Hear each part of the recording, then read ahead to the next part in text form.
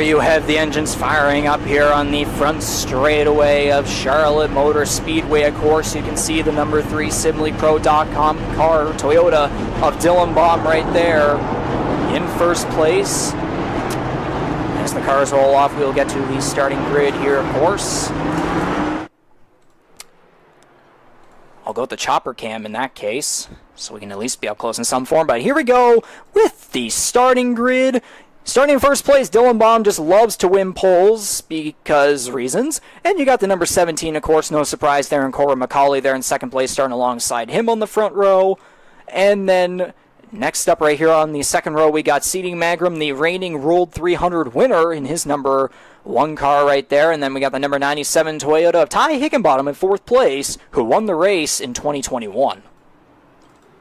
Rounding out our top 5 here, we've got Scott Bailey on the inside of row 3 in his number 88 Chevy. He will have, rather appropriately, the number 6 of Justin Belmonte on his outside. He will start 6th in his Ford. Speaking of Ford, Darcy Ford starting in 7th place. I swear to God I didn't plan that, in the number 64 Chevy. And on the outside of row 4, starting in 8th, the number 21 of Matthew Paytak. Rounding at the top 10, we got the number 23 Chevrolet of Ryan Gibson. Rounding at the top 10 will be the number 12 Toyota of Mike Marini. And then just outside the top 10, we got the number 29 Ford of Jonathan Ward. It's a pair of underdogs just outside the top 10 here. And then we got my third pick here from who to keep an eye on tonight. It's number 77 Ford of Hunter Young. Looking ahead to row 7, we have the guy who had the near miss there last week in the form of Kyle Knoll, drawing lucky 13 here tonight in his number 15 Toyota. And starting in 14th is the 13 of Jared Ireland. Geez, that's a bit of a tongue twister of a row as we move on to row 8, where we'll find the number 36 of Michael Wolford. His Chevy will start in 15th. And on his outside, hey, these two together again. It's the number 10 of Jason Butler in that Chevy. Yeah, that's definitely a way to put it right there. And then now on this row towards the back, we got the number 2 Ford of Daniel Cudmore, who got a very solid 8th place finish back at Michigan. He's been on quite the run again, 3rd place at Atlanta, and then that good finish, the top 10 there at Michigan. Then alongside him, the number 7 Chevrolet of Andy Hurdle will start 18th. And then, of course, right now with an EOL based on post-race penalties from Michigan is the number 33 of Jonathan Peden, so he'll be starting from the pit lane. And that does it for the starting grid, of course, here. And we should also be mentioned, based on penalties as well, Jose Mercado is suspended for tonight's event, so we will hope to see him back at Talladega next week, and that's an interesting return, Jordy? It is. I believe Mercado actually a past winner at Talladega as well. I think he saved himself to end the round at 12 in Season 2, if I recall. And with that, the cars will roll to the green flag. The World 300 at Charlotte Motor Speedway is underway.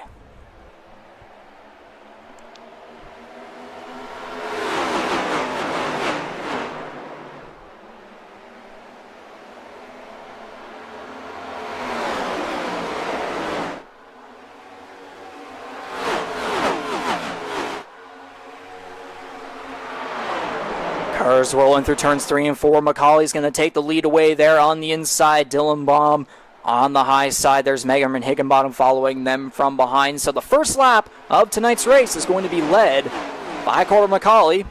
Go figure.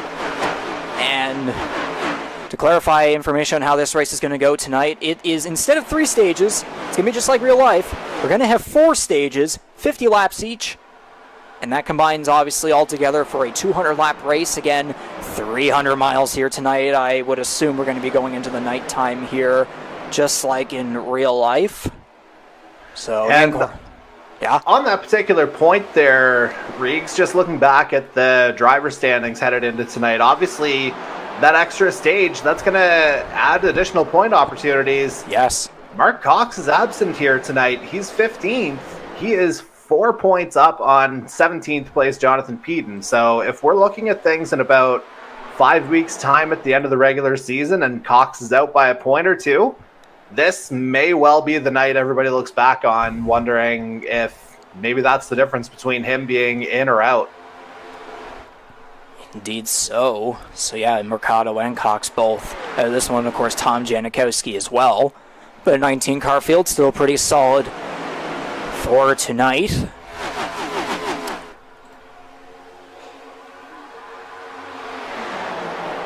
And outside of that lead change here, Riggs, it seems pretty calm throughout the field here so far. Not really a whole lot of movement in terms of position. Except for a little bit of what could have been, I think may have been a wall tap there from Magrum along the outside wall coming off of turn 4. But it looks as though he'll be just fine as Ty Higginbottom will go to his high side of battle for third place right here. Everyone's single file, but we're still getting a lot of close proximity between everyone here towards the front of the field. So the number 97 Bojangles Toyota of Higginbottom trying to use that high side, even get up high on Dylan Baum there for second place. So he's been on a pretty solid run here thus far. Justin Belmonte getting to the high side there of Magrum. May have tapped the wall himself there as well. Yeah, Belmonte's number 6, of course, sponsored by SimSpeed Shop, Warrior Wraps, and let me get a close-up here. Team Watson Racing Setup, so that's his number 6, Warrior Racing Ford right there. Good stuff to see. He battles Dylan Baum there on the high side. He's running a number 6 Warrior Ford here tonight. Ty Higginbottom up to second place. He's right behind Macaulay again. We mentioned earlier Higginbottom has won here before. He won the race back in 2021. I'm sure you probably would remember that one a little bit more vividly. I was not here at that time, so. I actually do recall that one. If memory serves, Jacob Nelson was looking real good toward the end of that one as Higginbotham looks like he might be trying to go on the outside of Macaulay here for the lead. That 97's just on rails so far, as it was toward the end of stage 4. Maybe a little bit of a wall tap there going over the start-finish line. Yeah, there's been multiple. Yeah, ultimately the 97 held on. I mean, there's been multiple wall taps here so far by a couple of guys, but against the next-gen car, it's quite durable. But yeah, Higginbottom had a really good run there on that. In that, I guess I don't know if I would say the high side or maybe a little bit more of the middle groove going through turns 3 and 4 there. But I was going to say earlier as well, though, like it is rather single file for most of the field here, except for you can it's a little bit double file towards the middle there. But whenever the way it is right now, again, it's a 200 lap race. It's 4 stages. It's good. It's a race of endurance. It's basically half the Coke 600. So there's plenty of times for things to shake through. And again, it's 50 lap stages, so there's plenty of time for things to shake out. And I would say, come maybe halfway point of the race, we'll definitely be seeing drivers be, they get a little bit more bold with their racing and their strategies. And man, Higginbottom really getting up close to that wall every time he's exiting off the corners. Yeah, but I mean, he's still battling toe-to-toe with Macaulay here as they come through turns 1 and 2. Belmonte maybe trying to get in on that kind of inside line. But yeah, it seems like outside of our lead pair here, relatively single file here, as you said. Higginbotham's still hanging on to that super high line now as he comes down a little bit. Yeah, a little bit of paint traded off the wall there at the very least. I believe he barely led that lap, though. Barely. They're still really going at Belmonte, just kind of sitting patiently behind, and then Dylan Baum has fallen back to 7th here as Ryan Gibson tries to go on the high side there, but Baum with the block. Gibson's going to actually make the crossover to the inside. The old switcheroo, they call that. Indeed so, and you can see Kyle Knoll on the inside of Paytech trying to get to the inside Hunter Young to advance his way further into the top 10, and Higginbottom is going to clear Macaulay for the lead here as Belmonte's going to try and take the high side and take second place over him. Again, remember, these two guys were the main, they were the main headline in the first 2 races at Daytona and Auto Club. Belmonte, of course, winning both races, but Macaulay was close behind both times, and then Macaulay was able to prevail when Belmonte had a little bit of bad luck at Las Vegas. So again, these guys remaining, side by side. But again, though, after those 2 races, they kind of separated. But every now and then they've been able to get back against each other. Maybe this race will kind of restart that headline, perhaps. Yeah, speaking of separation, Higgy here, he's looking to try and gain a little bit of separation from both Belmonte and Macaulay. Again, that car has been just absolutely on fire so far, the 97, making the move up from 4th place on the grid. And yeah, super quick peek at the top 5 here, it would appear that 6 now, if we count Scott Bailey. 5 of our 6 picks are in that top 6. Hunter Young down there in 9th. So we look kind of smart here so far, Reegs. It's very early. Very many opportunities for us to still look like dummies by the end of this. But we look smart right now. Let's take it. Just embrace it. Just enjoy it as it's going right now, because it's almost like a super speedway race in a way. I mean, there's a little there's definitely a lot more separation versus what you get at a track like we recently had at Atlanta, but again, it's a pretty close pack here for, I'd say, 4, 5, 6, 7, 8, 9, 10, about the top 10, 11-ish. With a new leader at that. Indeed, McCauley returns back to the lead here on the back straightaway, coming off a turn 2. It'll be Higginbottom and Belmonte battling side by side. For second there is Ford squeezing in front of the 88 of Scott Bailey. That's the number 64 Wing Snob Chevrolet right there, who won the first ever Charlotte race in the Canadian Motorsports Network NASCAR Series back in 2020. I'm sure you remember that one more than me too. I was going to say, I don't know what my brain capacity is like, but I do know it was the second in back-to-back race wins for Darcy Ford, having taken Homestead Miami the week before. Yeah, it was definitely very hot that year, of course. McCauley breaking away here as Belmonte kind of in between right there. It's kind of a similar gap between him and McCauley, and then him and a bit of a pack that we're getting right here with Higginbottom in front of Ford right there. Wonder if there might have been potential run for a 3-wide situation there, but that wasn't going to happen, as Bailey will get in behind Ford down the back straightaway. So, of course, the 88 is Scott Bailey, sponsored by Reaper Speed Labs, driving for NBR Motorsports from Allendale, Michigan. Of course, he missed last week, as a matter of fact, at it's his home track, plus he's won there before, so not ideal right there, as he did drop from 2nd to 6th in points. But, I mean, he's back at it again, battling up front here. No surprise to see whatsoever there. I mean, again, Justin Belmonte also missed a race, but he's still contending up there. So, again, though, it's with points and stuff, it's a little bit more of a concern towards the back, as you were talking about with Mark Cox. Because, again, if there started to be a pattern where he started missing races, then, again, people would look back on tonight, of course. Yeah, with the added stage, again, if there's one race you don't want to miss, and obviously, circumstances, can kind of dictate and, pressure into, different directions. People have different reasons for missing out, of course, but yeah, very unfortunate that this would be the one that the 98 has to sit out of here. Yeah, considering his recent run, too, finished 2nd at Atlanta and then 7th at Michigan, 2 races in a row. There's that podium, and then there's a top 10, so very solid runs from a guy who, based on his history in the series, more so of a midfield or back of the pack driver, but his pace has really solidified himself as more of a guy that you could definitely consider him to maybe get consistent top 10s if the luck goes his way.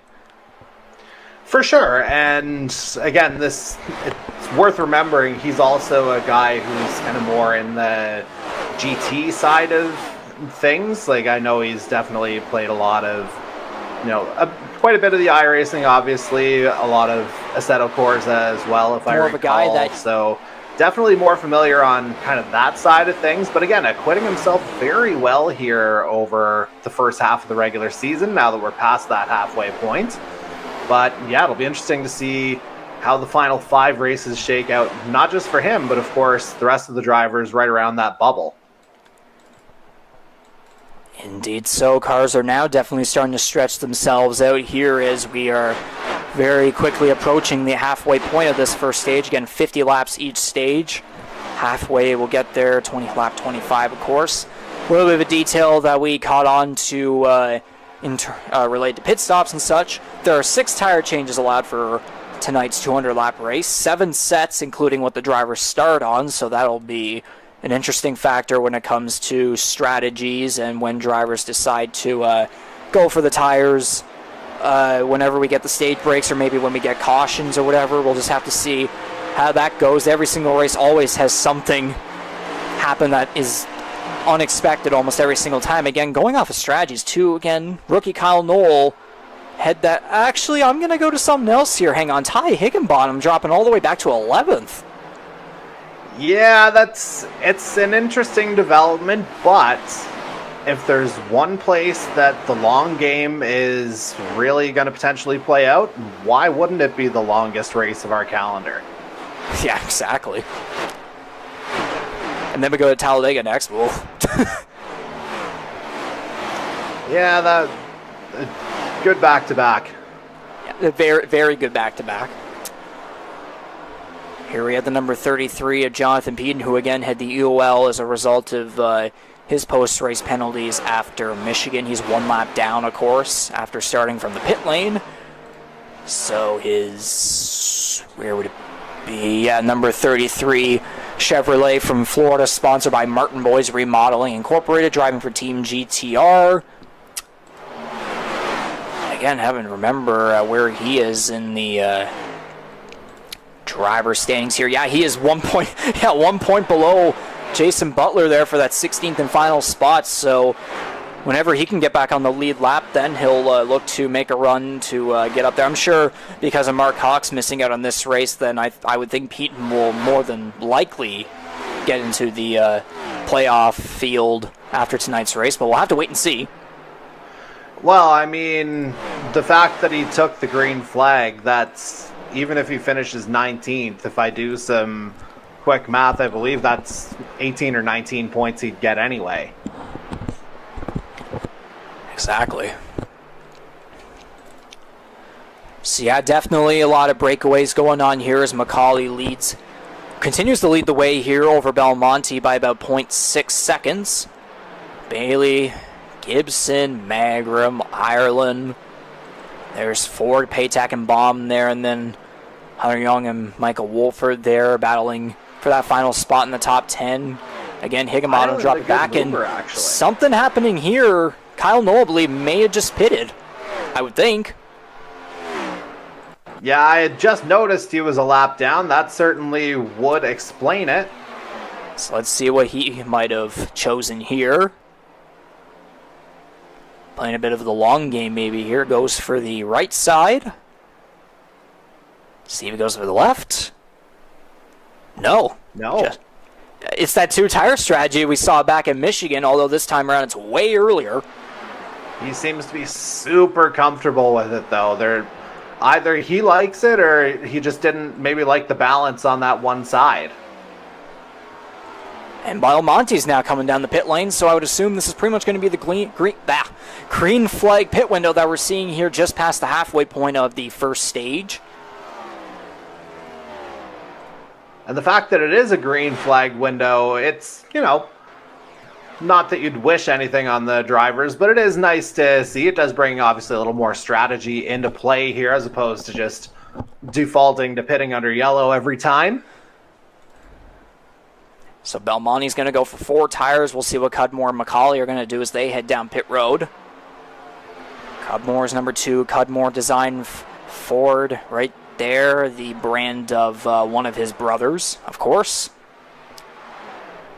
So Cudmore's going to go for 4 tires. There's McCauley. We'll see what he does here. Not much, evidently. Just the fuel, or is it a damage thing, or?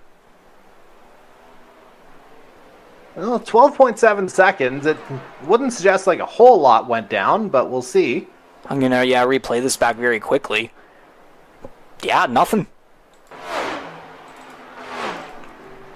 Must have liked the feel of it, and with 19 laps left in the stage, must feel confident in, how the car is operating. And the other thing, later on, maybe that potentially, if I can speak English, saves a set of tires.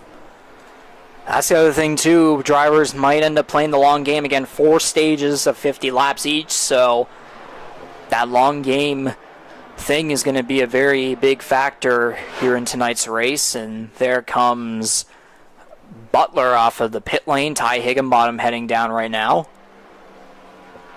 Higginbottom had a very fast car early on, battling eventually getting his way up to lead and leading several laps before falling back to just outside the top 10. Might have been a potential tire-saving strategy there. Dylan Baum heading down the pit lane, and there's Jonathan Peden there. So right now only the top 7 are on the lead lap.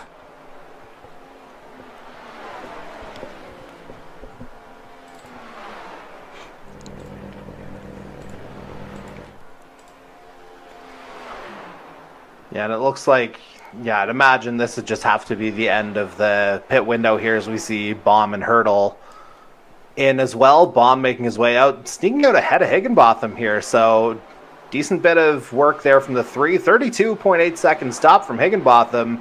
He must have had some damage to fix up for a stop of that length. Well, I mean, yeah, he made multiple wall taps during that first half of the first stage, so something to take into account. We got 4 other cars here on the pit lane. There's Megram, Gibson, Young, and then Darcy Ford heading down. Gibson's going to make his way out.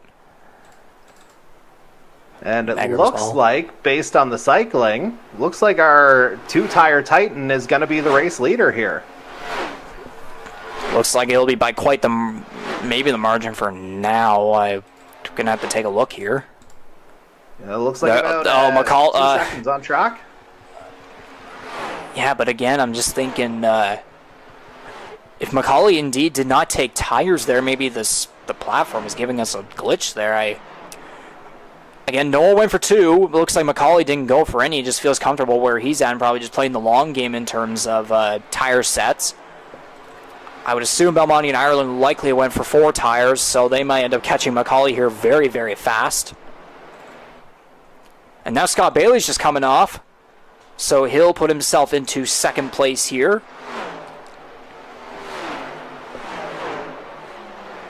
Yeah, the last of our runners here to make a pit stop, and it seems like, that's kind of worked out pretty well for him, and we've got our first cycle, 2-second lead. And there goes Belmonte past McCauley, so again, maybe McCauley just knows that he has almost an 80-point gap over everyone else, so again, it probably gets some stage points, but not the biggest deal. Again, it's only stage 1 of 4, so there's all kinds of different factors playing into there for a guy who just practically wiping the field, except for maybe the Super Speedway so far, but yeah. Yeah, I mean, in his case, I'd say you're probably just more or less holding on to those tires for the last 13 laps of this stage, and, you make your change under caution. Again, we talked about playing the long game before. He'll have some options a little bit later on, and that's when he may need them the most, when he ultimately decides to make his move. Not that, him being 4th isn't a move, so to speak, but you get the point. Indeed, I do. So Kyle Knoll almost 3 seconds ahead of Belmonte, who again, Belmonte on the 4, I would assume Belmonte on the 4 tires because he completely whipped past McCauley. Pretty much everyone's doing that now. Although Higginbotham's a lap down. Peden is 1 lap down. Andy Hurdle at 2 laps down. Wonder if that might have been a case of a potential penalty. Or maybe something damage related. And speaking of that, some car just got into the wall back there. That would be Daniel Cudmore. Well, I think, is that Butler behind him? That is also Butler behind him, yes. So, I definitely saw a tap there from the 10.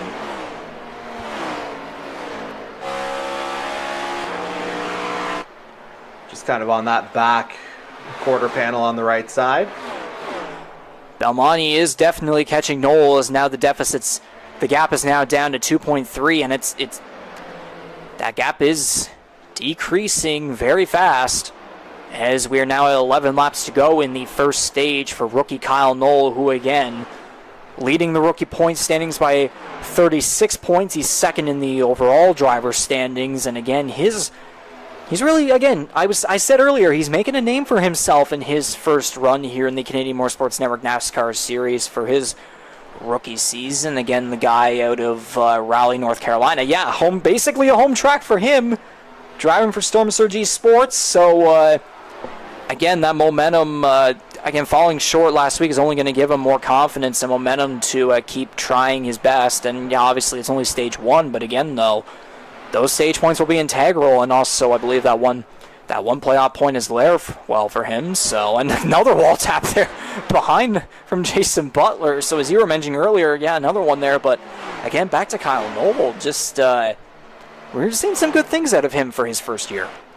I absolutely love that he's not afraid to take a chance. Like, yeah. The fact that he's kind of defaulted to the two-tire strategy on multiple occasions now, you got to have a little bit of extra confidence in yourself and your abilities to be able to do that on a semi-regular basis now, it has to be said, although granted Belmonte's got that lead down to about 1.1 seconds, 1.2, somewhere in that ballpark.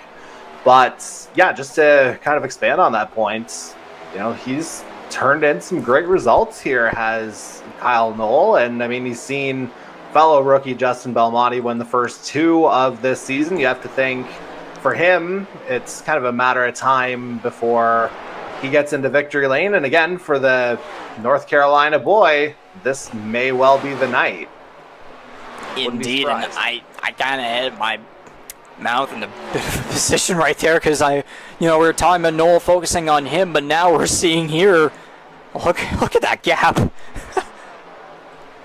It's disappearing, but Noel's also navigating lap traffic, so that's obviously helping Belmonte out as well. He'll have to clear it as well, but he does that with relative ease on Marini on the outside.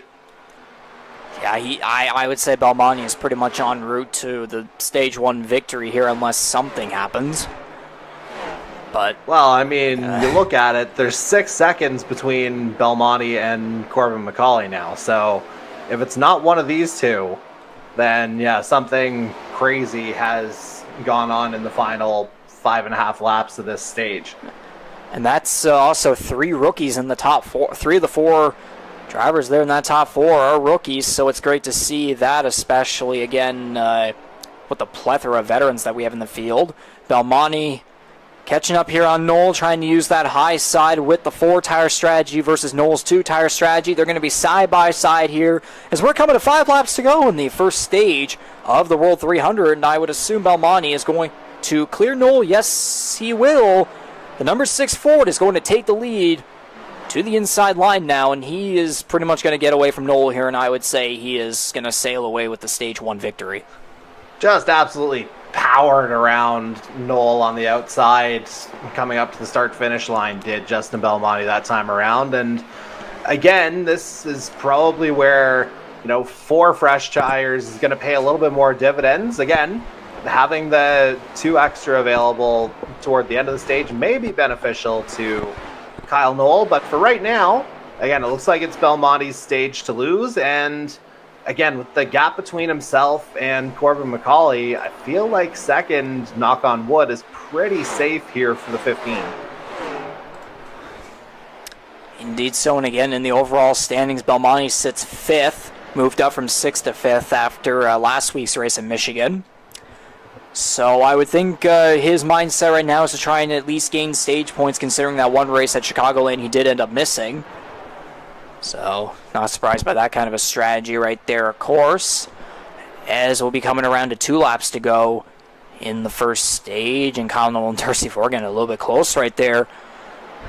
Down the back straightaway. Yeah, I mean, if we go back to Belmonte there for a second, obviously he did his damage in the first 2 weeks, I believe by virtue of the 2 victories, correct me if I'm wrong. If we were to go into the playoffs today, I think, is it based on wins coming first, or is it still points? If it's wins, he's the number 2 seed. Playoff points, I would think? Yeah. Yeah, I think historically we ordered it by wins first, which again, McCauley 4, Belmonte 2, Paytak 1. That put, again, Belmonte in a very comfortable 2 spot, but he's in a very, very comfortable 1 spot go on to now the final lap of stage 1.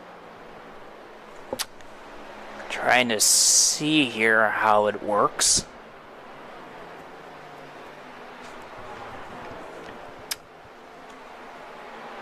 Do I not have it in my notes?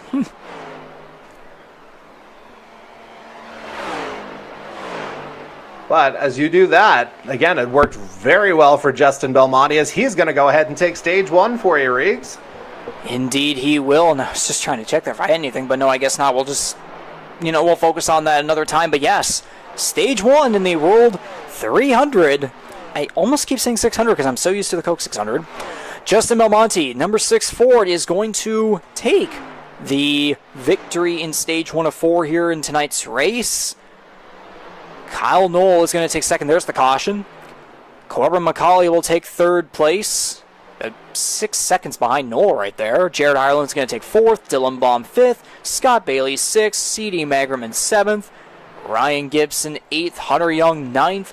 And rounding at the top 10 with that one final point is going to be the number 29 of Jonathan War. So again, that final row in the top 10 between War and Hunter Young right there, it's a bit of a flip right there, but still practically the same thing we're seeing there at the bottom of the top 10. So good to see from those two underdogs. And again, based on the drivers that I picked to keep an eye on, there's McCauley in third. I'm trying to remember who my picks were.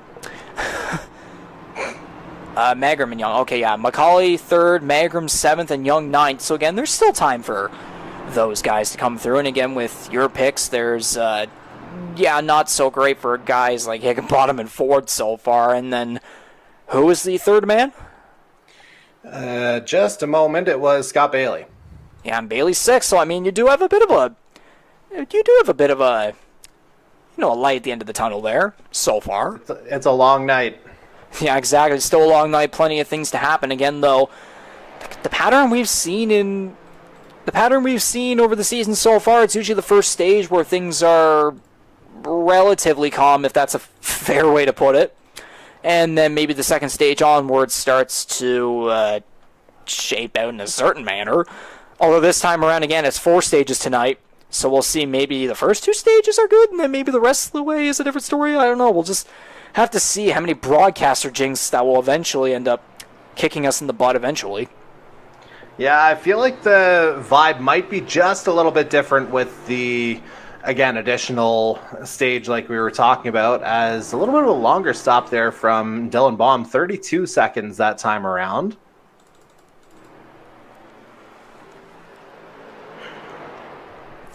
And I am already yawning, and yet it's just stage 1 ending. That's not an indictment on the race. No, it's not. Not at all. This has been fun. Trust me. Seriously. Again, it's only stage 1, too. Still plenty of time for things to shape out. It's only going to get more fun from here.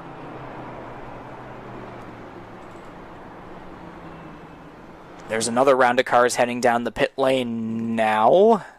That would be, I would assume the cars basically that were... anyone who was lapped. Yeah, it's all the lap cars. Higginbottom, Ford, Marini, Butler, Peden, and then Andy Hurdle. So, yeah, they're all going to now go a lap down there originally on the lead lap in front of everyone behind the pace car, but now it's a different story. Daniel Cudmore heading down the pit lane as well. I believe he's the final car on the lead lap at this moment. And Butler may have shot his stall right there because we just saw him back right into it. So not ideal there for the number 10. Higginbottom will come off first for the lap cars with Ford right behind. There's Marini and Peden coming off. Butler remaining in his stall thus far. Cudmore's going to get out in front of him. And then once again right back to the front here. Andy Hurdle's still behind the pace car right there as he sits in front of Stage 1 winner and current race leader Justin Belmonte. That should be lucky dog territory then for the 7, as I imagine he'll get waved around.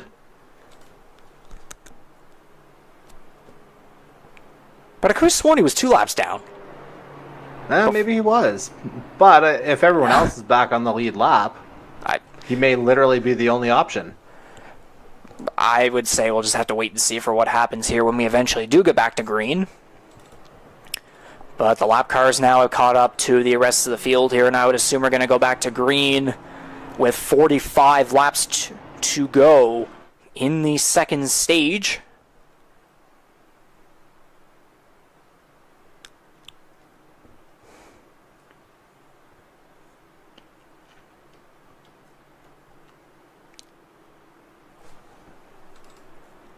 And there goes Hurdle getting released. Yeah, there he goes past the pace car.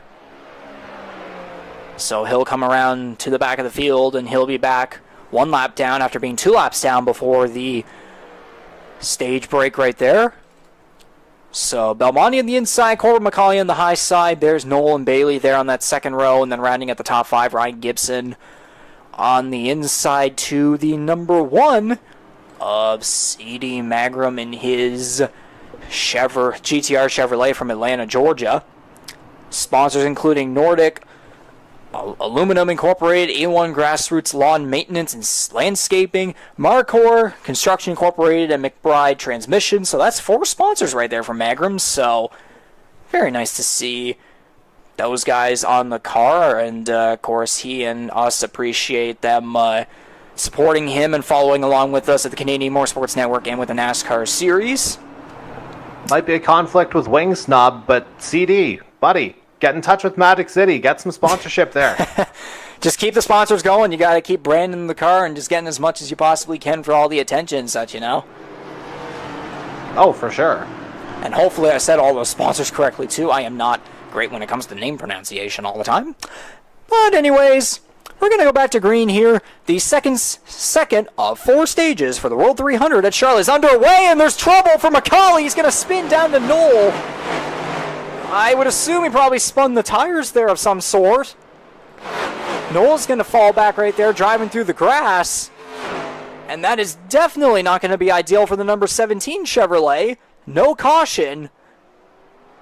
That was unexpected. Yeah. That's also kind of what befell Mike Marini there, if you recall, late last week with the incident where he got all spun around, but also did not get the benefit of a caution. Yeah, let's see this again. Yeah, I'm hearing stuff from the other side of my wall right here, but we'll just have to see what happened. Oh, Soundproof, bump from Bailey. Those two again. Yeah, it's those two again. You can see there.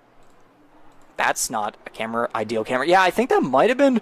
I don't think that was a tire spin situation. That was actually a bump from behind. Unbelievable. Yeah, I wonder if maybe, just a little trigger happy there. The 88 of Scott Bailey. Maybe McCauley hadn't quite gotten that jump off yet. Wouldn't mind seeing that from the 88's point of view at some point, but clearly, off a restart, greater tendency for something like this to happen. We might as well go to it right now. Yeah, looks like Bailey's slow. Yeah, he gets the jump and gets right into the back of the 17, it would appear.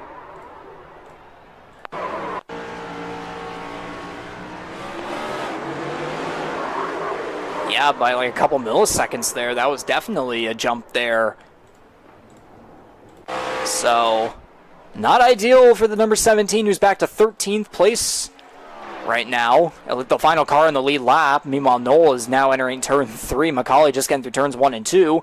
But we'll get right back to the front, of course. Justin Belmonte leading the way over the culprit of that situation in the 88 of Scott Bailey. And there's Magram, Paytack, and Gibson behind there to round out the top 5. And some other interesting drivers here to actually, I'm going to skip that talk right now, as we're going to get a battle for second place here between Magram and Bailey. Magram trying to use the high side. Barely going to clear him. Yeah, this is reigning Rookie of the Year against one of the OGs here, and number 1 emerged number 1 in that particular battle. Let's see if he tries to pick off Belmonte next as we got more contact. Hunter Young almost went around, but he was able to save it. He's going to get a bump from behind from Marini. The black and purple people eaters, as we saw a car just disappear there. I think that was Gator Peden. Whoa, and they're getting aggressive right here, too, as Young and Marini probably not happy with each other on that one. But we'll see here what happened with Hunter Young. I just lost it. About did. Yeah, I don't think Baum nudged him there at all, come out of 4, and yeah, he just wasn't back up to speed by the time Marini got to the back of him, and really hard for Marini to take too much in the way of avoiding action there once he realized what was going on. Just trying to help give him a bump to get him back up to speed, or was that just not a good braking situation? And it should be noted, you can do that with fuel in the car. Good to know.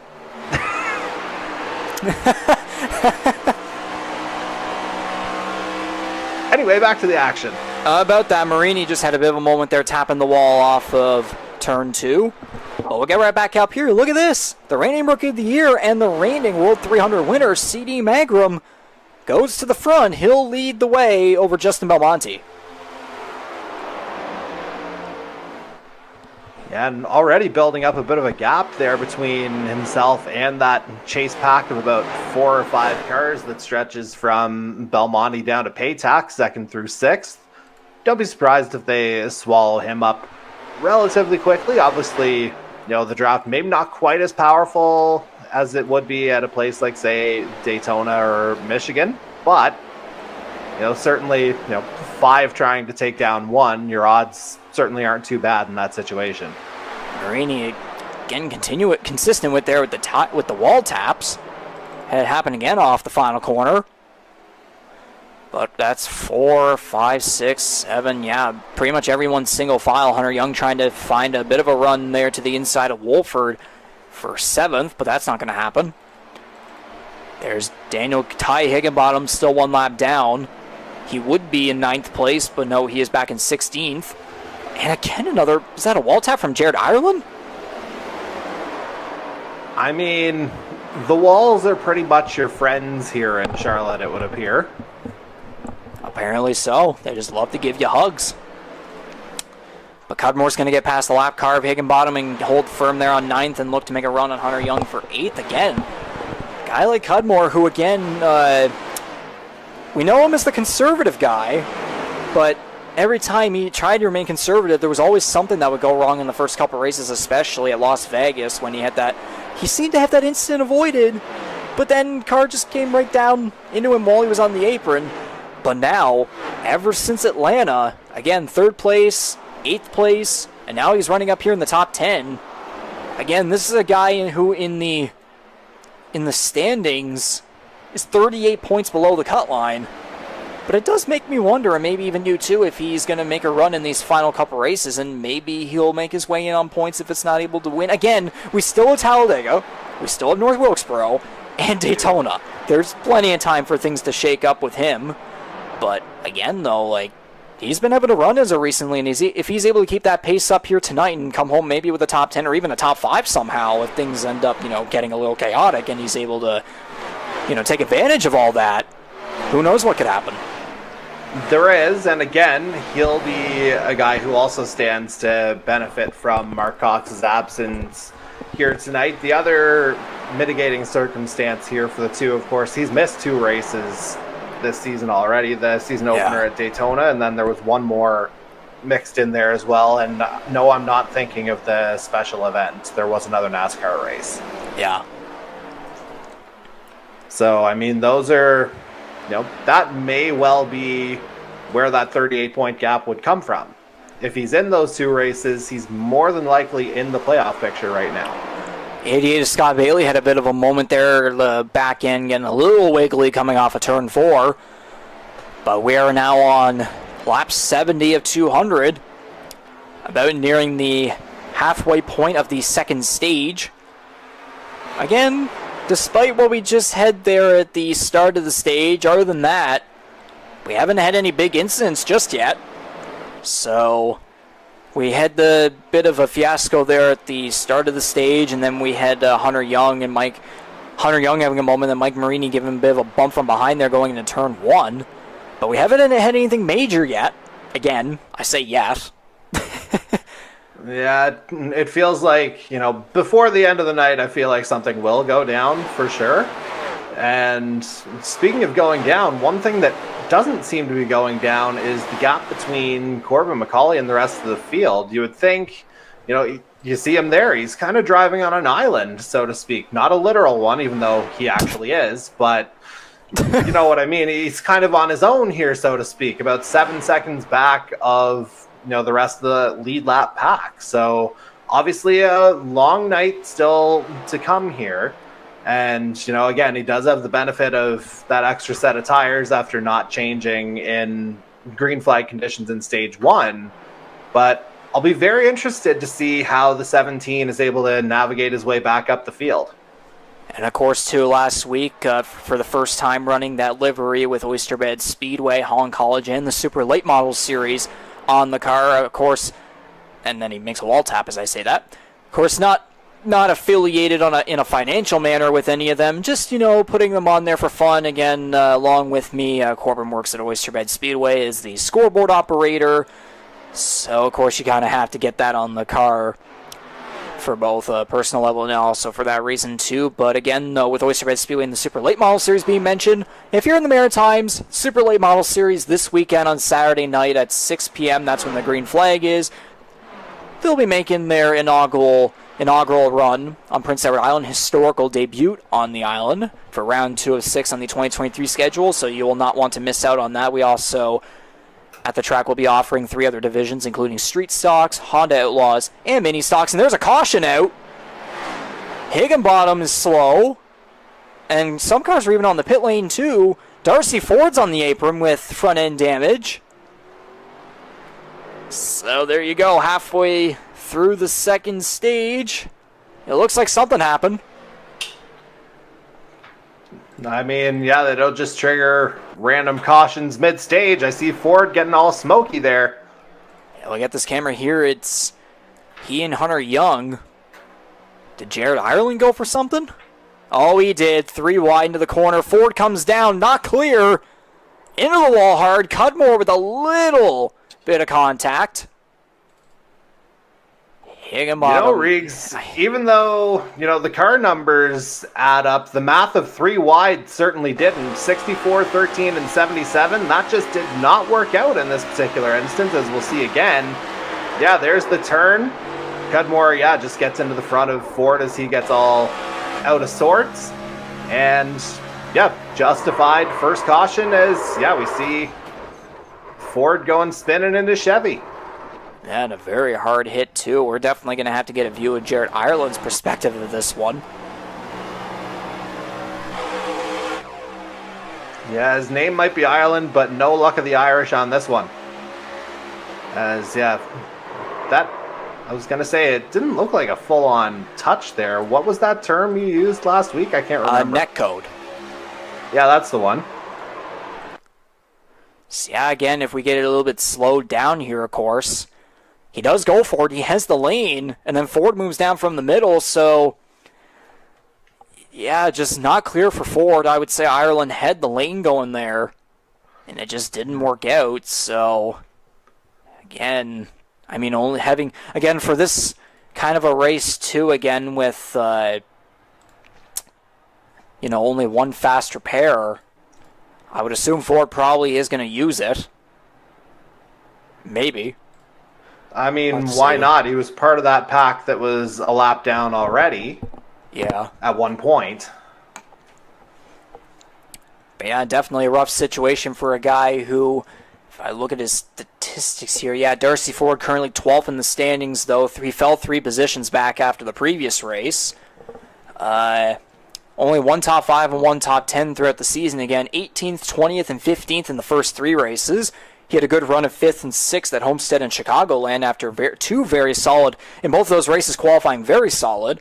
And then he qualified 2nd at Atlanta, but he got caught up in incidents that ended up making him only finish 18th, qualified 12th, and finished 15th in Michigan. So again, the Ford has had the pace, but again, the 2021 champion just kind of, on a bit of a roller coaster as the season's gone on. And again, part of that could still be attributable to the move to iRacing as well, because of course he hadn't really done a lot on the iRacing side of things prior to this season. So still a little bit of a learning curve there, which would explain some of the earlier finishes. But just a little bit of bad luck over the last couple of weeks. You said he got caught up in stuff in Atlanta. Who didn't? And then, last week, again, just another kind of unfortunate run for him. He's hanging around toward the back of the playoff standings right now, but he would love to be breathing a little bit easier here over the next month to 6 weeks.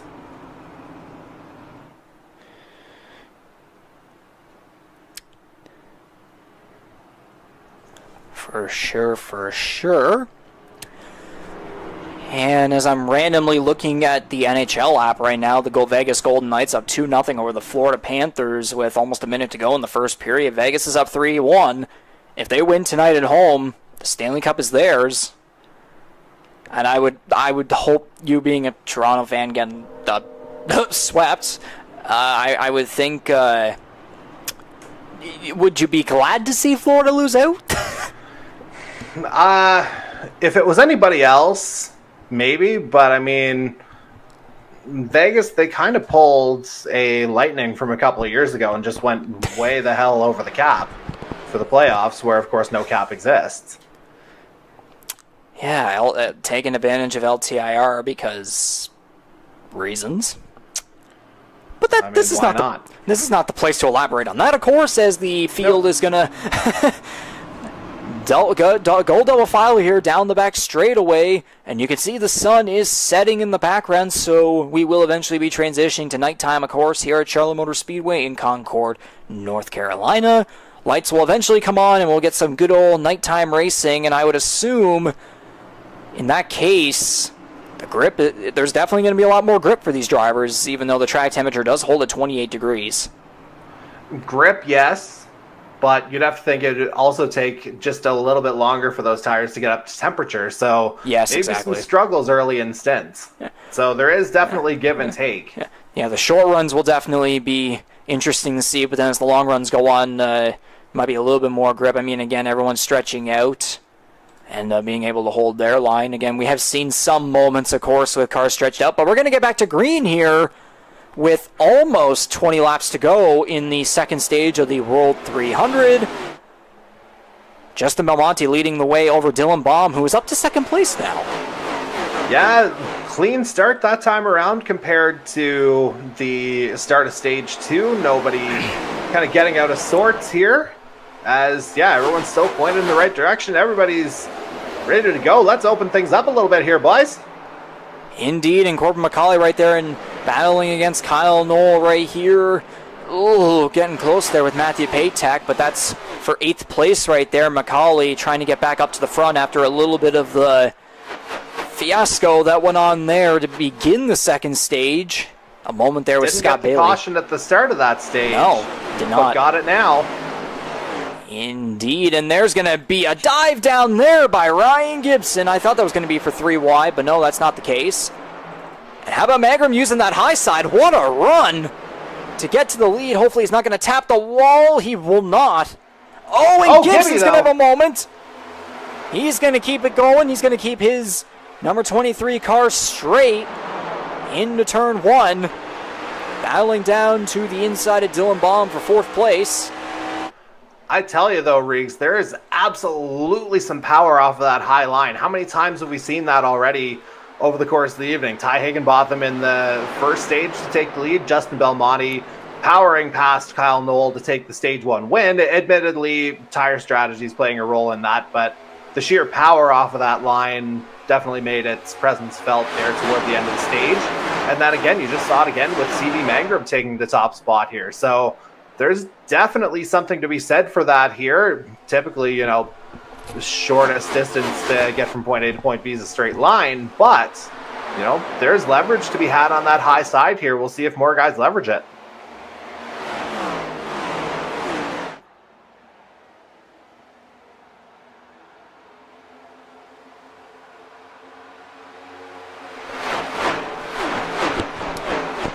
You know, you were talking too there about the high side, you know, having that momentum, especially off a corner exit there. Scott Bailey actually ended up getting past Justin Belmonte on the inside almost perfectly. And now he's catching up on that inside again towards C.D. Mangrum for the first spot. Dylan Baum and Corbin McCauley going at it for 6th place, as again McCauley trying to make his way back up after the earlier incident. And it looks as though... I'd be curious to see what McCauley did under that caution, because if you recall, he was 13th whenever that went down, and the incident would have involved cars behind him, I believe. So, again, I'd be very curious to see what kind of strategy the 17 took under that yellow flag to get him up a few spots, and, you know, he's doing the damage on the track again here too. Indeed, up to 6th place right there. Magram holding Bailey by about 0.2. As this time around we'll be coming around to 15 laps to go in the second stage. We'll be approaching the halfway point of this race. Nice to see the Atlanta winner there, Matthew Paytax, number 21 NBR Motorsports Chevrolet, up in 4th.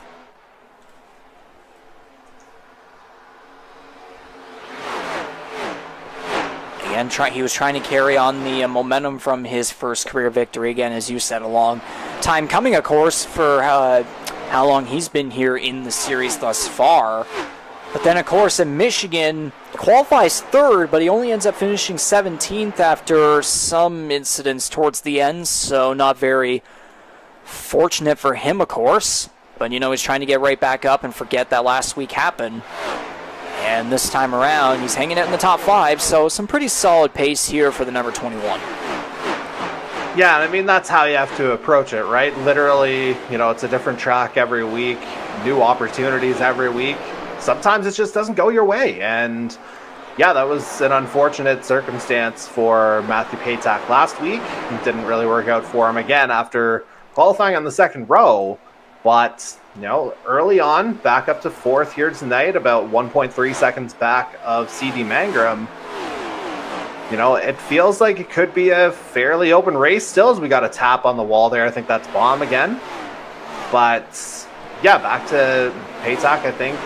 He's a guy who's acquitted himself very well for the most part over the last month or so, especially. Maybe not so much I guess first couple of weeks he had a 2nd and 3rd in there, but ultimately, got the win a couple of weeks ago. And yeah, he's a guy that's, he can hang around, and if he's there at the end, could still be a factor. Nice little fan cam right there in the infield of turn 2 and now down the back straightaway. Cars zipping by. So I'm going to have to come back. Might as well get a back view here and see how fast they're going. Reaching up to speeds of 180, now 185 miles per hour down the front straightaway, down to about 160 in the corners. You can see Bailey ever so slightly catching up. No, he's actually going to lose momentum there on the exit of the corner. So yeah, about 185 is about the highest speed that you'll get right there on the straightaways. And looking back here, there's some pretty good battles going on right here. Again, Darcy Ford is a lap car, so that definitely won't help a guy like McCauley trying to catch up to Belmonte. But again, he's on the high side right there, which, again, a little bit more better momentum, at least for certain drivers, some drivers. And again, Jason Butler there too, so McCauley having to fight off 2 lap cars to try and get up to Justin Belmonte. He's now going to slide in right behind Ford. And a lot of close racing here. It's Kyle Knoll and Dylan Baum and Kyle Knoll going at it there. That's for 9th. Yeah, that's 3 rookies actually going at it right there. And then meanwhile, Belmonte is in 5th. But we are now at 9 laps to go in the second stage, and CD Mangrum is holding on, at least so far, by about 0.2 again over Scott Bailey. Ryan Gibbs and Matthew Paytek staying a little bit patient from behind. And I do wonder if we're going to have a little bit of a case in this race. Again, it's 4 stages. We saw in stage 1, Belmonte got the victory. Now he's in 5th. CD Mangrum up here in 1st.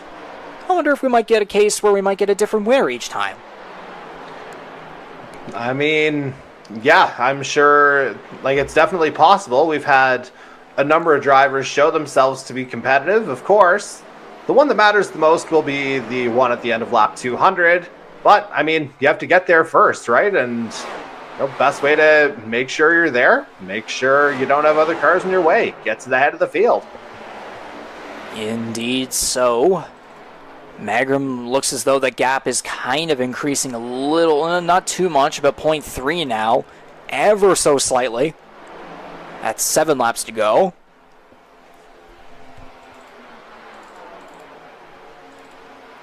McCauley really going ahead against the lap car of Butler, and then there's Michael Wolford right behind diving down low. Butler holding firm in front of McCauley. That's not going to help for, again, McCauley wanting to get the top 5 in the stage, but is not able to catch up to the number 6, the Stage 1 winner thus far. Another bit of a pack going here. Hunter Young holding firm up against Kyle Knoll, and then Jared Ireland, Dylan Baum close together. There's the lap car of Ty Higginbottom. Meanwhile, there's Andy Hurdle there, the last car, 1 lap down. Then you got Mike Marini kind of all alone coming off turn 4, 2 laps down. So again, only the top 14 in the lead lap with Daniel Cudmore, the last car on the lead lap. Magrum is now going to get the 5 laps to go in the second stage. Bailey trying to use the bit of the middle to the high side there to maybe get a little bit more momentum. There's Marini down on the apron. Yeah, perhaps just maybe about to make a pit stop or just coming out of pit lane for some reason, or not sure what's going on there. 3 laps down, I do know that. Maybe he knows what his car is like and just, wanting to find that gap and avoid any interaction with the lead cars, of course. Gap has increased a little bit now to 0.4. As I would think Magrum, unless something happens here, I would say he's probably calm and firm to be en route to that stage victory and that 1 playoff point. There's a battle here. Kyle and Noel and Hunter Young going at it for 8th place. Young sliding up towards the middle. Thankfully, it's behind Noel and not up against Noel. And there's Jared Ireland right behind, trying to see if he can maybe take advantage and move his way up to 8th. He's going to use the high side on Hunter Young. And we got, okay, now we have the 3 cars together as Jason Butler actually pulls back. Or maybe something happened. And now McCauley's going to try and take advantage here of Wolford on the inside for 6th place. Maybe try and get his way up to 5th over Belmonte. Wolford holding firm running there out of time before the end of this stage, though. 2 to go. Indeed, they're really going at it.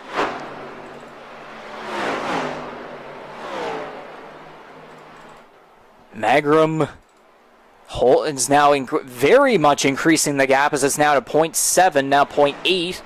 Bailey falling back. Ryan Gibson is now going to get right in behind Bailey, so maybe the 88 getting into a little bit of trouble right there, but that's going to be the white flag for the second stage as we will approach the halfway point here. And again, the reigning World 300 winner and Rookie of the Year, CD Magrum, that number 1 Nordic aluminum Chevrolet, looks to be en route to the green and checkered flag. And coming off the comfortable gap. Yeah, and coming off the final corner, he's going to do it. The reigning winner of this race, CD Magrum, is going to take the green checkered flag and win the second stage, and Belmonte's going to hold on there for 5th. Wolford will hang on for 6th over McCauley in what was a pretty solid battle there, a heated one for sure. There's the caution. Jared Ireland's going to get 8th, Kyle Knoll 9th, Hunter Young will claim 10th, and Dylan Baum is just going to fall short of that one extra stage, that one little stage point in 11th. Yeah, but I mean, a very, encouraging second stage. Again, relatively clean most of the way through, save for that one on-track caution. But again, it seems like there's battles pretty well from top to bottom throughout the field. So nobody's giving anyone an inch. We're halfway through. I think things are just going to get even tighter from here. It's pretty much still only the beginning. Again, we are now halfway through the race. So if we go off of patterns of how races have transpired in recent weeks, I would say now might be the starting point for where drivers might start to get a little bit more bold and really try to advance upon their strategies and maybe start to battle a little bit more close with one another. I know we've been slowly starting to get a little bit more of that as the race has gone on, especially in the second stage. So as the cars will roll down the pit lane, at least the lead lap cars, that's for sure. Yeah, definitely a few more kind of hair-raising situations there in stage 2 compared to stage 1. Again, everyone just kind of getting acclimated again in stage 1 perhaps, and yeah, just kind of picking their spots, so to speak, as Bomb's just going to steamroll through McCauley there apparently on pit lane. But yeah, there's a lot of room to do stuff, but when those cars are around, that room disappears very, very quickly. I'll go off a tad off topic a little bit here. You want some NASCAR Heat 5 news? I mean, why not at this point? There is a 2023 mod out there. Yeah, I heard that there was going to be an update of some sort. I mean, I highly doubt it'll ever feature a leaderboard at this point, but that's the thing. Yeah. But I mean, yeah, if anyone does still, play in NASCAR E5, they're still into it, at least not in for multiplayer experiences, league experiences, then there is one out there. But that's all I'm going to say, because again, we're on iRacing. We do not want to be affiliated with Heat 5 whatsoever at this point. Motorsport Games presents NASCAR Free Practice. Basically. Yeah, that's like... Heat 5 was released, 2020? I believe, yeah. Yeah, so, middle of Season 1 for us. So, yeah, that tracks. And obviously, Ignition failed to launch, so to speak. May as well have anyway. So, the fact that, in terms of those consoles, that Heat 5 remained the, quote-unquote go-to option, we were smart to go away from that.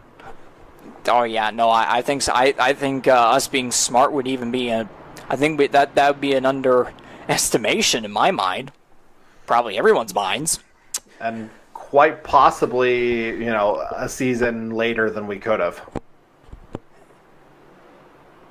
Yeah, wasn't there? It was talked about for last season, but it just never really came to fruition. Yeah, from what I recall, and this would have been before you came on board, I think there was still a little bit of trepidation with kind of associated costs, but yeah, now that you see it, it's a no-brainer pretty much. Oh yeah, no, for sure.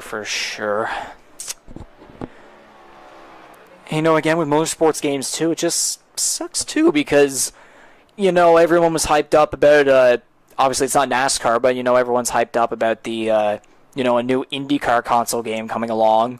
That obviously looks like it's not going to happen. Are we even allowed to say that word on iRacing? American Open Wheel Racing. Yeah, I'm drinking. Well, the reason I'm asking is because I've got my water out of my NTT American Open Wheel Racing glass for tonight. We are broadcasting NASCAR. It's okay. We are, yes. Anyways, pay no attention to the man behind the curtain. We were technically talking about the motorsports games, not iRacing. So true. Yep. So that could be the argument in court. I'll move on from that. Oh yeah. But yeah, no, especially too with iRacing, with the American Open Wheel stuff, it's just the licensing and all that is just rather unfortunate. But again, this is NASCAR, not IndyCar. Off topic. That's a story for another time, of course. Especially maybe can't wait to go back to American Open Wheel Indianapolis Raceway. That doesn't sound right to me at all, but no, it is not. That was a stretch. I mean, that's pretty much the way you have to put it now legally. But yeah. Anyways, what is legal is that we can talk about NASCAR on here. So we'll get back to green. The third of 4 stages is underway here at Charlotte Motor Speedway. C.E. Mangrum leading the way with Ryan Gibson to the high side. There's Corbin McCauley getting right back up to the front there after that little those little shenanigans that happened with Scott Bailey, who's now battling for 4th with Justin Belmonte. There's contact! Oh, shenanigans! And they're only in the wall, and back there, Kyle Noll's going to keep spinning. He's going to fully spin it around down the back straightaway. He's going to barely tap the wall, and the caution's out. How on earth did they not wreck up front, though? Yeah, usually when backsides get tapped that much, the authorities get involved, Riggs.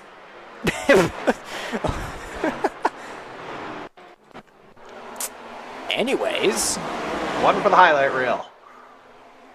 I think we'll go back a little bit more. I might want to try and get a... Yeah, I'll get a chopper view of this one. Let's do that. Yeah, Gibson just got loose, swinged it right, and then he and McCauley had that thing going on. Then Bailey just dives it down low on the inside. And then, of course, that's not what happened to fully cause the caution, which is what we're about to get to. So we'll get the angle here of what went on with the number 15 of Kyle Noll. Might have been just a bit of a panic instinct because he did get loose off the corner seeing all that happen. Then almost in the right rear quarter panel of Jonathan Peden. He barely tapped. Seemed like there was a lot of sliding out of turn 2 there. I don't think it's just Noll. Like, if you look, it seems like there is, quite a bit of action there. Certainly more on the chopper angle. It looked like there was a bit more. Yeah, and I don't think I'd call it a panic instinct, actually, because he did get loose and, he couldn't really fully see what was going on in front of him. So just a bit of a... I don't know what the term would be, but just a little bit of a moment. I guess I'll put it that way. That is not the button I was looking for. Unforced error, perhaps? Whatever you think. I'll just put it that way. Yeah. But yeah, we're now officially at nighttime with all the lights on right there, as you can see from our backstretch angle, and you can even see there America's home for racing. And I would even say, too, this time around, again, for races with 3 stages, I usually try to do the crank it up at the beginning of the 3rd stage, which is usually the final one, of course. But there's always something that happens. Maybe this time around, we've seen these long stretches again with stages that are 50 laps long for a 200-lap race, so I think this time around we might have a little bit more luck, hopefully. Yeah, I mean, why not go for it? Again, if it doesn't happen to pan out, you've got more time to try again later. Indeed, so it looks as though we got about 10 people watching the stream here so far. We thank every one of you that has continued to watch and listen to this live production and show your support for the Canadian Motorsports Network. I can see Tom Janikowski there in the chat. Nice to see you there, buddy. Love to see you on track again soon. Yep, likewise, I agree on that one as well. Looking at the race summary here so far, 4 cautions, 14 laps under caution. I probably should have the ticker on. 14 of the 100, 8 laps now completed under caution. There's been 10 lead changes, which, yeah, there's obviously been, the stage breaks. But again, though, just 10 lead changes is still pretty solid. I mean, I would even think that we might end up getting to a point where we might see about maybe 20 by the end, maybe 25. Again, for a track like Charlotte where in real life, the next gen, the consensus best track on the schedule for the next gen has been Charlotte. So again, wouldn't be surprising there. We've had seven different leaders in this race again too. We're getting some pretty solid statistics when it comes to who's leading, and of course for the fastest lap, it's literally no surprise whatsoever. Indeed so, and again, the fact that, we've had the 7 different leaders already, it kind of illustrates the point that I was making before. It feels like there's battles kind of all the way down the field here, and it feels like there's any number of guys who could be competitive. So, obviously, we've still got, not a little under 150 miles to go now. So, distance-wise, still a long way. A lot of things can still go down between here and that checkered flag coming out. And yet at the same time has been flying by.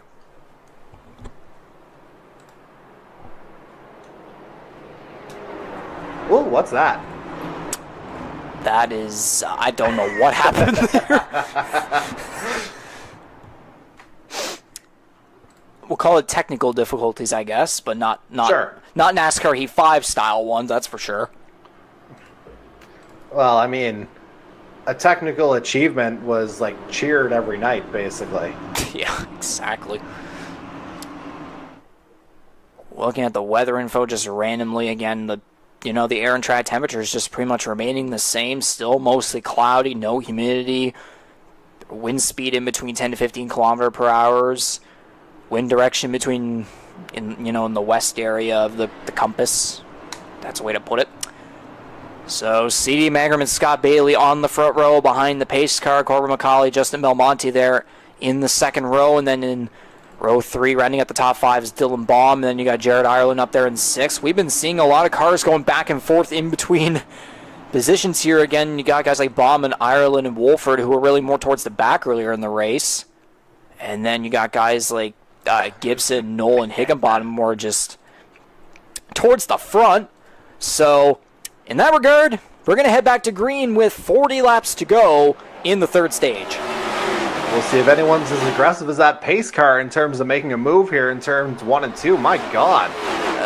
Yeah. Speaking of aggressive, too, Jared Ireland and Hunter Young had a bit of a moment there, I think, on the start. But they're able to keep their cars going straight, of course. 2 of the purple people eaters. Indeed so, and here comes McCauley to the inside of Magram there. He's going to take the lead through turns 3 and 4, so the number 17 right back up to the front. No surprise there whatsoever. There's Jonathan Warren. It's not here comes McCauley, it's there goes McCauley. Yeah, I guess that's the way to put it. Jonathan Warren, Daniel Cudmore battling there for 12th, and then there's Kyle Knoll entering the picture there back in 14th, trying to use the high side. And as a matter of fact, actually, everyone is back on the lead lap except still for Hurdle and Butler and Marini. Higginbottom is back on the lead lap. Darcy Ford is back on the lead lap up there in 9th in his number 64 Wingstop Chevrolet. Well, again, a couple of cautions on track. Certainly has a way of kind of leveling the playing field here, so to speak. So, not entirely a surprise. And again, everyone relatively staying together. It's basically a brand new ball game here.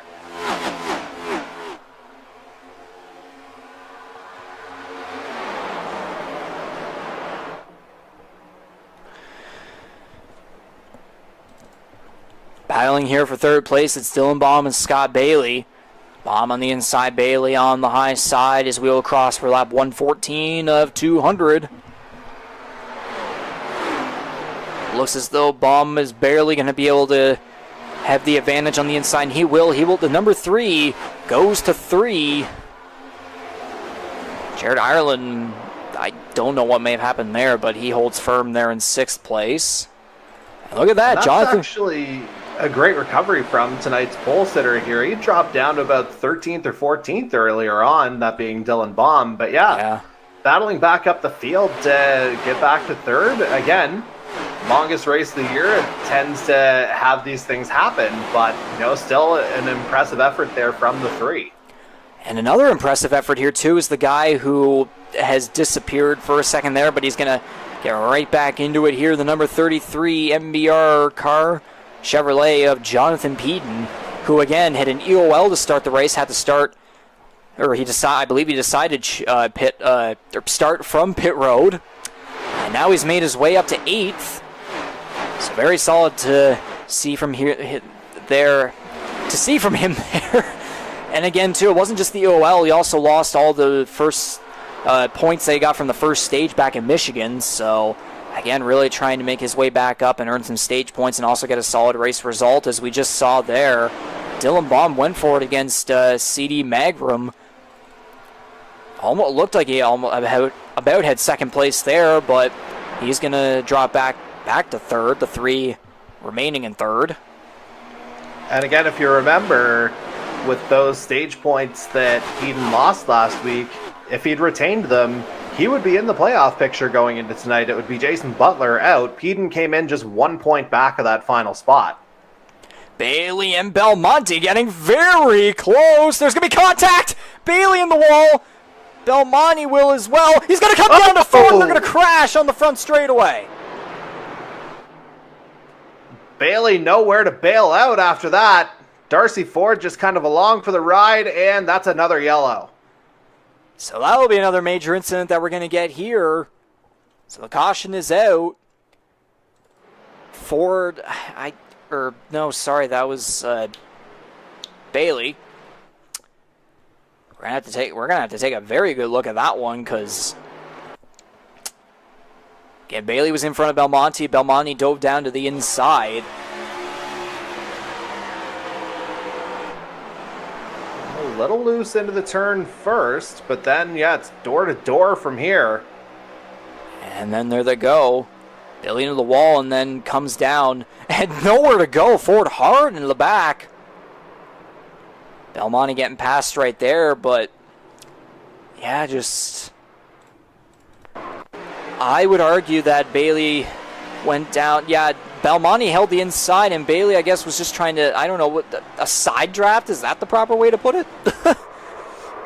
It's just hard racing there, I think, as much as anything else. Like, I'm not sure if there's really a fault to ascribe there, as blatant as it can be in certain situations. Like, how can Ford be in -1 gear? And now it's 0. Well, oh, wait, no, I think the onboard actually goes off of current. So I think it might be on pit road, actually. That's a dumb for me right there. that would make sense. I told you we had more time in the night to make ourselves look like dummies. I'll find myself there at some point as well. So we're all good. But let's see, what look is this? Are we back live here? Yeah, now? we are Looks back like live, we're getting yes. through pit stops, yeah. So yeah, pretty much everyone pitting right there. Magrum lead the first one off there, and look at that. Look, how about that? Jonathan Beaton coming off second. And that's a rather interesting development in and of itself. I wonder if there has to be some different pit strategies in play if Macaulay's coming out in 7th. Let's see what Beaton does here. No tires. I mean, fair play to the Gator. Doesn't want to munch up that rubber. And we'll see what Hunter Young did here, too. Yeah, just feel for him as well. There's multiple cars here that are, making some bold moves here. Again, we're getting close to halfway through the third stage. So some guys are really trying to be confident and maybe just comfortable with where they're at right now and just trying to maybe save onto some tire sets, because again, that incident we just had there with Bailey, Belmonte, and Ford, maybe that might be the trigger for a little bit more intense racing as we will be eventually approaching soon 50 laps to go in the race, and that's going to be it's going to become a pivotal time to really get your strategies in place and to get yourself up at the front. So it's been quite the marathon for a lot of these guys. There, of course, is, out of the 21 laps we've technically had in this stage, I'd say more than half of them have been under caution, whether it's the stage caution between stages 2 and 3. Then you've got, a couple of racing incidents here now. That's going to give you 3 or 4 laps each time. And, that's going to extend the life of those tires as well. So that absolutely will enable, some drivers to, decide to only go for fuel, especially if you like the setup. Why mess with a good thing, right? So, yeah, definitely some changes here, although it looks like CD Mangrum, again, has made his way back up to the head of the field, like we talked about before. Is that Bailey still in pit lane? That is Bailey still in pit lane, 3 laps down now, and I think I just noticed Darcy Ford has disappeared. Yeah, I wonder if both of their nights are over, because if you recall, I believe both of them were affected by an earlier caution, so you'd have to think the fast repairs would have been used at that point. Yeah, especially maybe they're thinking now there's no point. Yeah, and especially at Ford 2, I would say he definitely used the fast repair in his incident because he went hard into the outside wall in turn 3. So, yeah, he's just dropped in behind Bailey. So I would say Darcy Ford is our first DNF of the race. And what has happened to the leaderboard? I thought you hit a button. I've never seen that. telemetry or leaderboard data before. That is odd.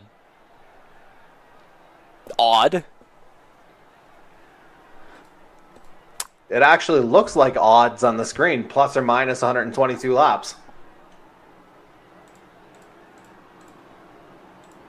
Oh, there we go. Yeah, there we go. A little bit, maybe a bit of a kerfuffle here with the stuff, the technology I'm using here to, broadcast the race and see what's going on throughout the field.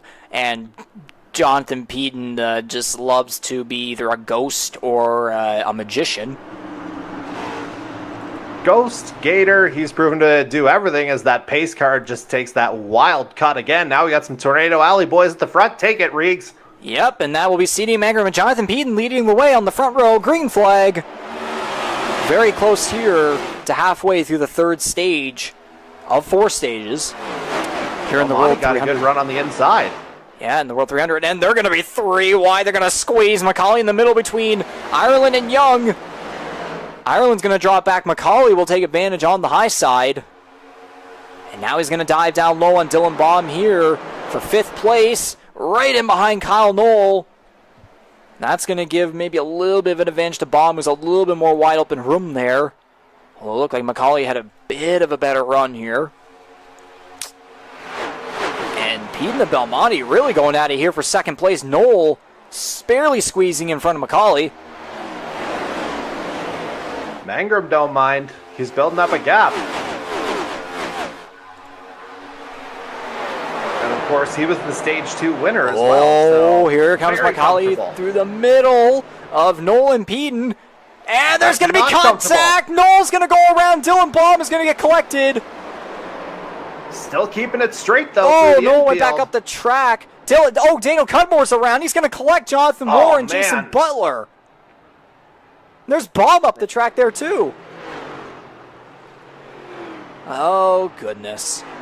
Everything happened there. Welcome to the World 300. Including another yellow flag. Welcome to the World 300, where things indeed begin to ramp up by, I would say by about this point in the real-life Coke 600, it's usually around stage 3 when things really start to ramp up, but yeah, lots of cars collected in that one. Yeah, I tell you, Riggs, we might need some Coca-Cola to get through the end of this one. I have water. I mean, I do too. We're semi-healthy, but... Semi-healthy. But yeah, Macaulay went down a little too low, and that caused Knoll to go down into Baum, and I'll see what happened with Baum. Yeah, you couldn't hold together, and right driver's side, or that'd be technically left, and then, Scott Bailey got collected as well. That dude can just not catch a break tonight. No, not at all. And Dylan Baum, again, the guy who always qualifies good, but then always gets caught up in something in the race, is just, ugh. Just shenanigans. Yeah, just a little, well, not even a little bit, way too much of a squeeze there, and there's a ram job from War. That's not a good look. Well, it's weird because it looked like, I don't know if Cudmore was at full speed. Like, I'd want to see that one again. Like, you see, it looked like he slowed there a bit. Almost like there was an attempt at avoiding action, perhaps, or like a thought of avoiding action. But the instinct just wasn't there. And bam. Indeed, that was a bam right there. We'll have to get this one more time. Was he not expecting it, or like... Yeah, just overall not great reaction times from really anyone right there. And then there's even more carnage up into the corner up there. We'll have to see what happened with Bailey. That's a strange one. I think I'm looking more on the side of the deuce without knowing, the full context of what's going on. As we get Bailey caught in the crossfire there, so to speak, on those 24-degree turns.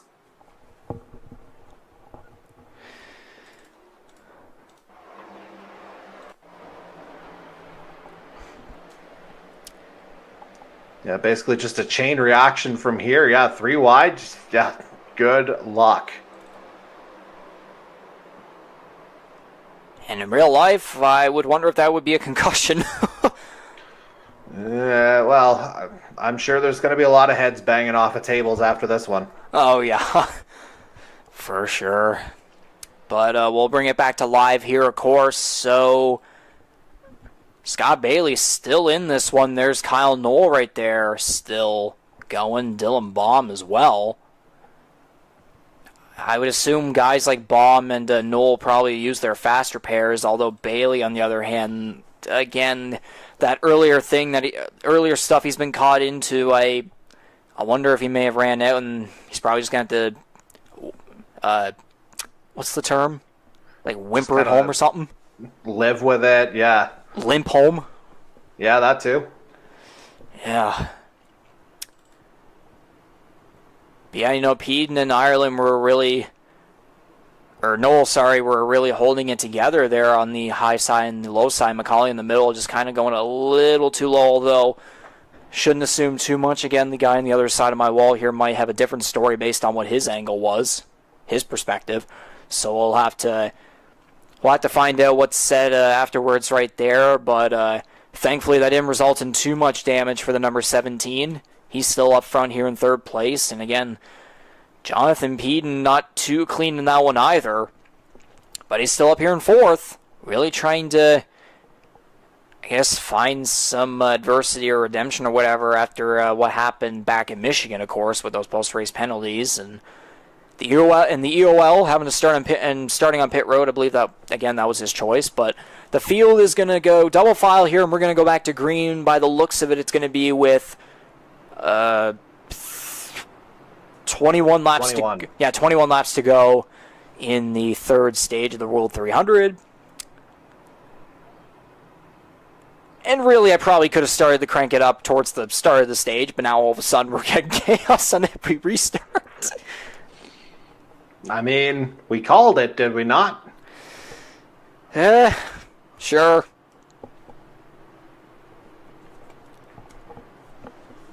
In that case, we will shout out our other sponsors here very quickly just to get that over with at least. We'd like to thank Holland Hurricanes, Kyle's Fried Chicken, Rampage Coffee Co., Wing Snob, GTR, all those guys, and along with all the other sponsors and partnerships with every driver in the field here, of course. We thank you all very much for your involvement and your support of the Canadian eMotorsports Network and the NASCAR Series for our fourth season of operation. We'll eventually get to this other sponsor in particular very soon, hopefully. We'll have to see if people can start spreading out a little bit and maybe we won't have as much carnage going on. And with that, we'll see what happens here. Pace car does its very aggressive turn into pit road, as you've said many times, Jordy. Right? Yeah, exactly. And C.D. Mangrum and Justin Belmonte are going to take the green. 21 laps to go in the third stage. Not the final one. Oh my goodness. Higginbottom and Wolford hunting the wall. That's going to be a big wreck at the back of the field.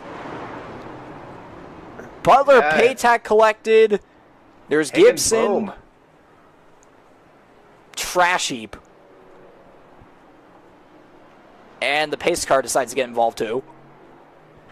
I mean, why not? Yeah, why not? Yeah, it's that pattern. Wolford. In most races like that we've seen, like the first couple of races, it'd be like the first stage, not much happens. Stage 2, maybe it's on and off, and then third stage is just all a calamity. But recent races, it's been first stage is fine, then the second stage and onward is just, calamity. And then this race, again, with 4 stages, it's halfway through, and now we're starting to see all of it. And again, we're still not in the final stage just yet, so.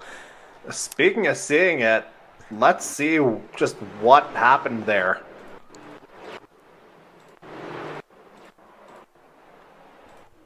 So, yeah, we'll, I would assume, probably get the view of Ty Higginbottom, who was 1 lap down in this scenario. I'll get the chopper angle, actually. Nope, not clear. Yep, not clear. And And then that collects pretty much the entire back of the field.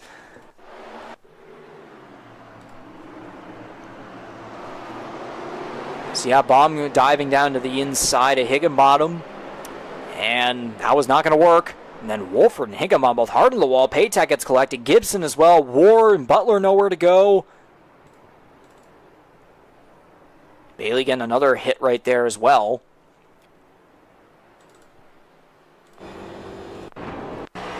Any thoughts? I was just trying to figure out a look there. I was trying to figure out whether that happened before or after the start-finish, and it looked like they had both cleared at least before Baum attempted the initial bomb dive, I guess, for lack of a better term. I really wasn't looking for a pun there, but that just kind of works. And yeah, I mean, just kind of carnage all over the place here. Just everybody spinning. Paytack and Butler coming together. Paytack going almost 90 degrees. Kind of cutting off poor Bailey again. And Mike Marini, we saw there, had a good job braking in that one. And Andy Hurdle even, oh my goodness, just barely avoiding the contact of Wolford. And Hurdle, yeah, barely able to get through. So great jobs by both Andy Hurdle and Mike Marini to get through that one. Marini with the braking, I think, and Hurdle, yeah. Middle. Obviously a lot of stuff going on. But at the same time, you see it all, you have to think, well, automatic a yellow's coming out for that. So maybe a little bit easier to keep your head in that situation and just find the open track. But still, like, you see Hurdle's not nearly at full speed whenever this all goes down. So just kind of navigating as much as anything else. Narrowly avoided Paytack. Indeed, Daniel Cudmore actually was on pit road, and he had, I would assume to his right, he would, and ended up witnessing all that, so I would assume he, especially towards the back of the field, is definitely lucky to get out of that one, although he is now 4 laps down. It feels like pit road might be the safest place to be on some of these restarts, though. Yeah, exactly. Ironic, too, because Peden decided to start on pit road with his EOL. And then there's that. Maybe there's a theme here. Yeah, exactly. But yeah, Higginbottom, Bailey on pit road. Yeah, those are the only 2 cars on the pit lane right now. Again, Darcy Ford, 14 laps down, he's out of this race. So he'll finish 19th, and I would assume he'll end up dropping a bunch of spots in the points. Do those 2 have timers going, I wonder, in pit lane? Bailey and Higginbotham, are they even going to come back out? Oh, 3 minutes for Higgy. Yeah. You want to go ahead and break Wolford's special events record? Well, I'd have to look. We don't quite have enough time for that. It's close, but not quite enough time. I don't know. We could get into a bit of an agreement to try and extend... Oh, but there goes Bailey.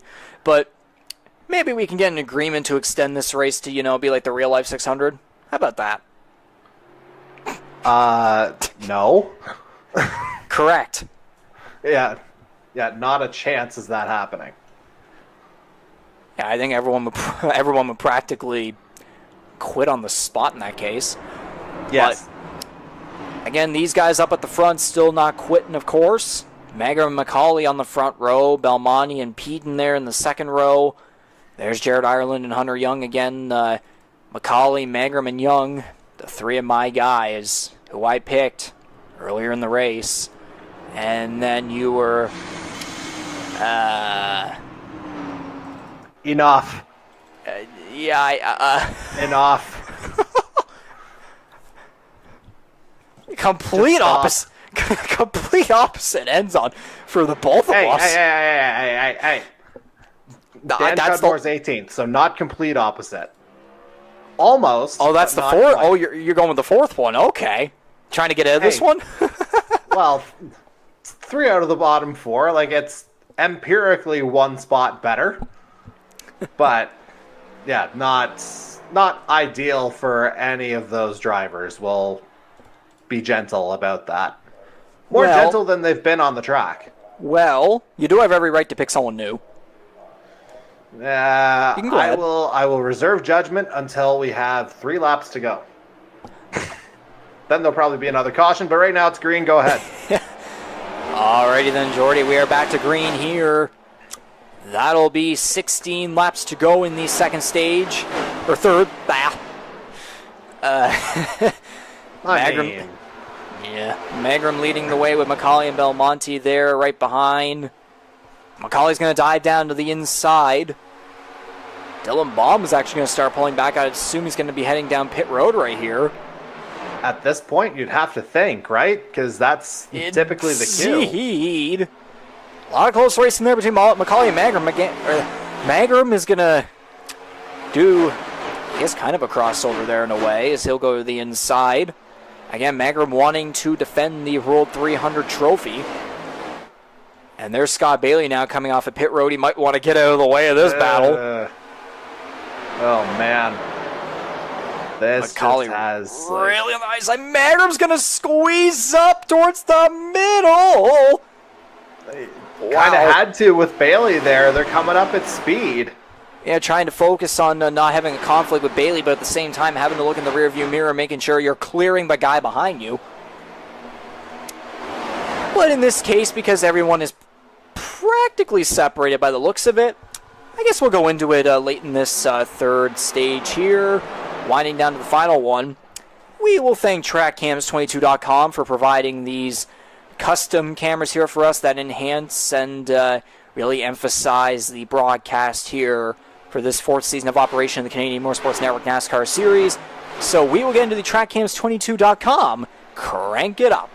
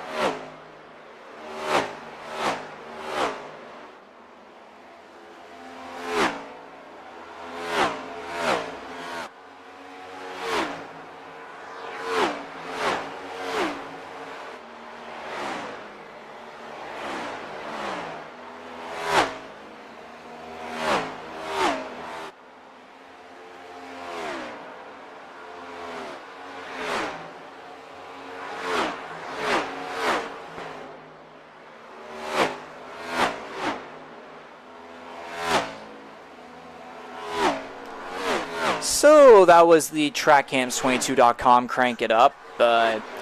We decided to get a well-deserved break right there after all the shenanigans that we've been through in this third stage, which, no, it's most races we all know third stage is usually the final one, but no, this time around tonight, it's not. We still have a final stage to get to as we are at just now past the white flag, or at least Corbin McCauley, the leader, has passed the white flag here for this third and second to last stage of the World 300. My gosh, I am sweating back here. How you doing over there, Jordy? Doing all right. There was actually a bit of a rainstorm here during stage 1, so that cooled things off a little bit. But nobody hotter on the track than Corbin McCauley as he takes stage 3. Indeed he does. Number 17, Oysterbed Speedway, Chevrolet, along with Holland College and the Super Late Model Series, will take the green checkered flag as the caution comes out to conclude the third stage. That was quite the ride. Another caution? What a surprise. Oh my goodness. Well, I guess we knew this one was coming, so there is that. Yeah. But, I mean, that'll be a different story when it comes to North Wilkesboro in a few weeks. Anyways. Oh, wonderful. We still have Talladega next week. Anyways. Jared Ireland's going to take the runner-up position here in the third stage. C.D. Magram will take third. Belmonte fourth. Jonathan Peeten with a very solid top 5 as he was really able to make his way through the field in the third stage. Kyle Knowles 6th. Hunter Young 7th. Ryan Gibson 8th. Matthew Paytek 9th. Rounding at the top 10 with that one final point is going to be the number 7 of Andy Hurdle. Guys like Marini, Wolford, War, Baum, Butler, and other guys are going to fall short. But, they're still on the track, still keeping it straight. That's all that matters. Butler is currently 1 lap down. Cudmore and Bailey are 4 each. Higginbottom remains on pit road with a time of that. Yeah, you'd have to think that, 15 minutes, we can call that a retirement, I would say. Yeah, pretty much so, and that's unfortunate, too, for the defending series champion, who, if I look at his statistics very quickly here, he got 6th back in Michigan, and, he's had an up and down year, but when he's run well, he's run well.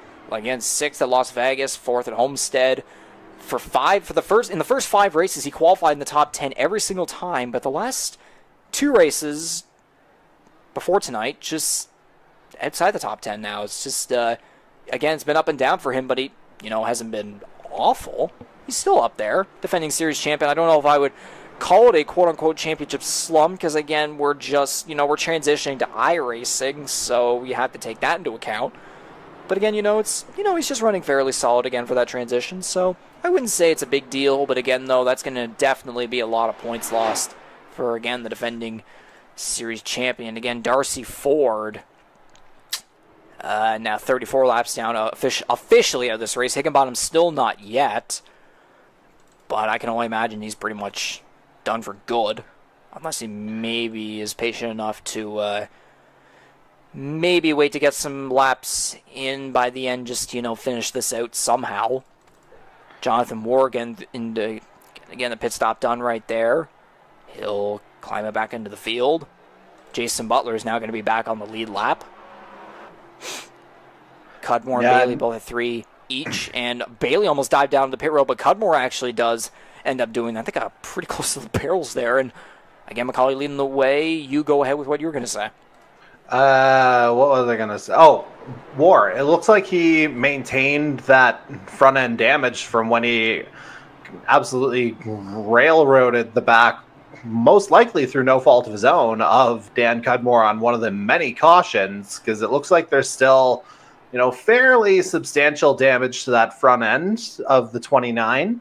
But again, we'll have to see if he sticks it out. A couple of disconnections here over the last few weeks, so he'd love to get back in there at the end to try and see if he can secure a few more points. He's got a little bit of ground to make up between himself and the playoff picture, so literally every point counts. And yeah, Jonathan War, you got to be in it to kind of fight for it, essentially. So I wonder if that's kind of what's got him sticking around here for stage 4.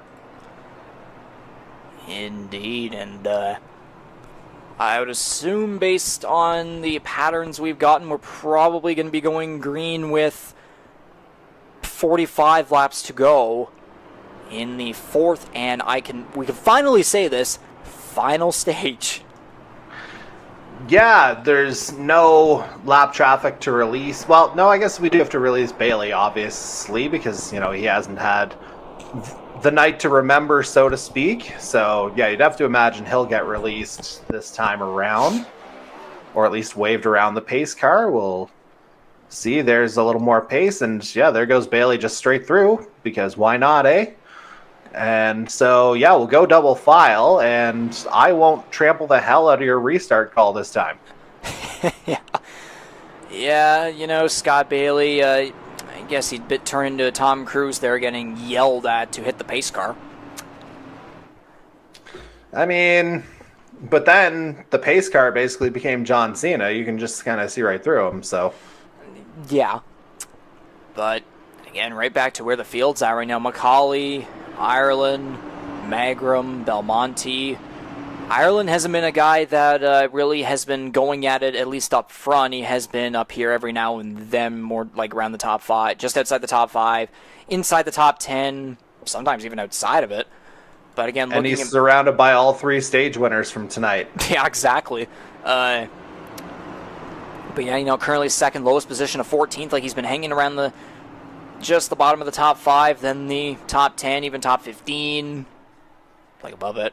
And, he's number 13, Boot Hill Chevrolet, now getting the opportunity up front here to maybe make a bit of a surprise to get and go on maybe to get his first career victory.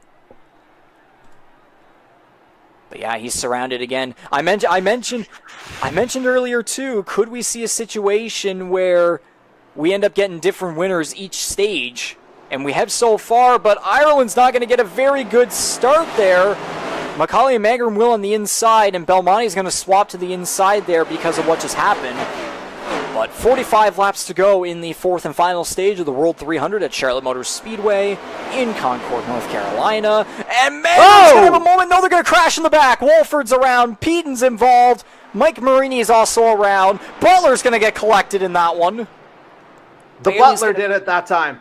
Yeah, and Bailey and Cudmore are going to get around that one safely, barely. And look at that, another yellow flag.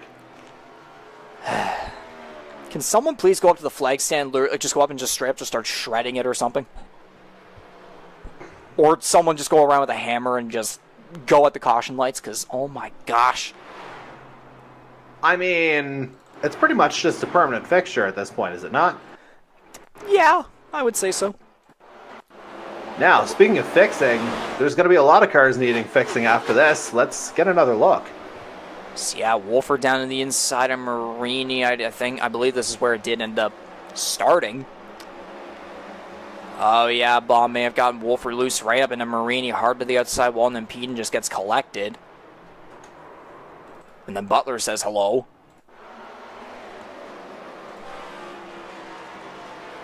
Yeah, just carnage ahead. Tried to take the avoiding action. Probably didn't see Marini's back end popping out there.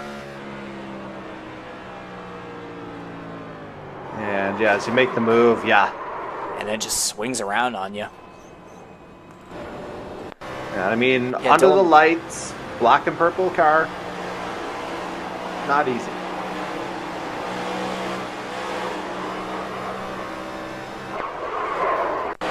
It's a little bit of a hard one to call, Nate.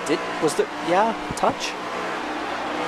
No, he got loose before that. Maybe he bought the air there, just didn't help. Yeah, I mean, the margins are just razor thin all the way around, like, especially when you're following that close. Like, it feels like a situation where just about anything can happen, and there, it did.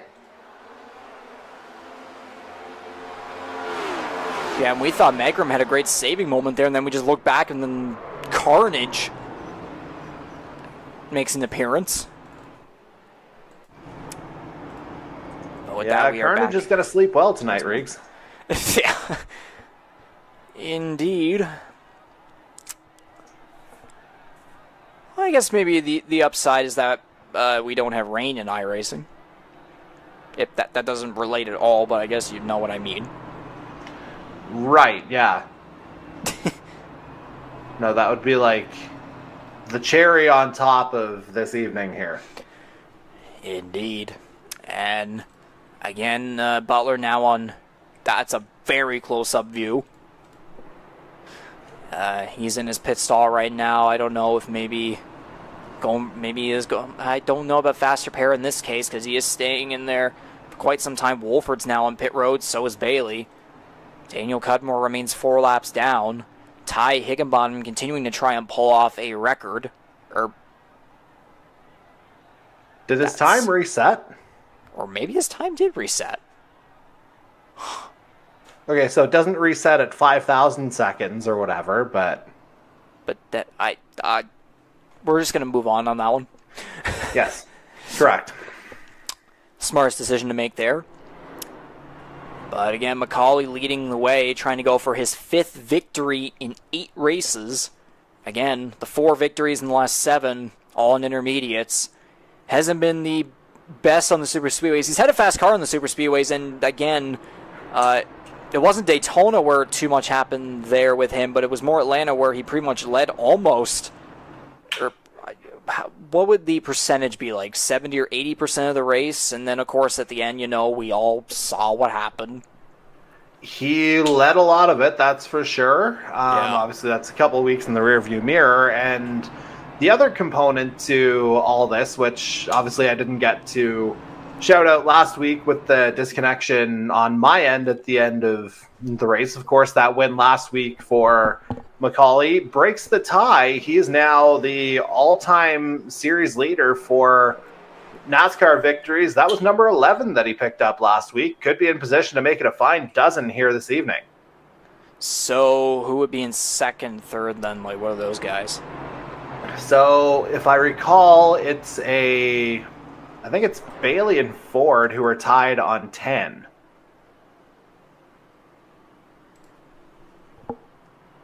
It was in that by the numbers video from the start of the year. Conveniently, I believe it's available on YouTube.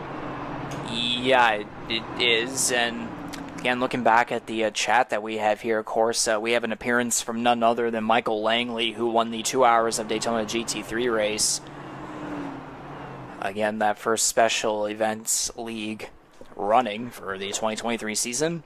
And yeah, it should be pointed out too, Ty Higginbottom, literally, in Langley's words, he moved halfway across the country within the last 2 weeks. So yeah, it is indeed a wonder that he's even able to make the races. And for just that switch up, he is indeed doing very well. I hope to good lord that I didn't mention where Higginbottom is from any time earlier, because that might have been outdated if that is the case. So if that ever happened, I apologize. I'm pretty sure I didn't, but anyways.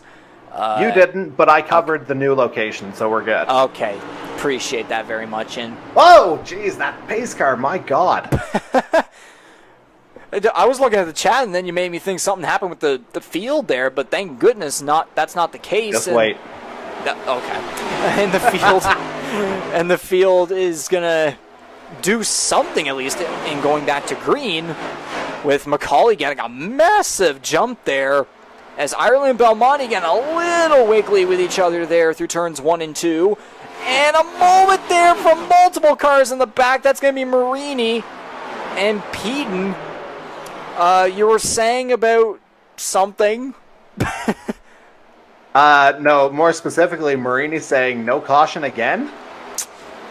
Yeah, that man has had literally no luck when it comes to that. Oh yeah, you can see it on his hood there. The officials could be sleeping giants. Oh, man.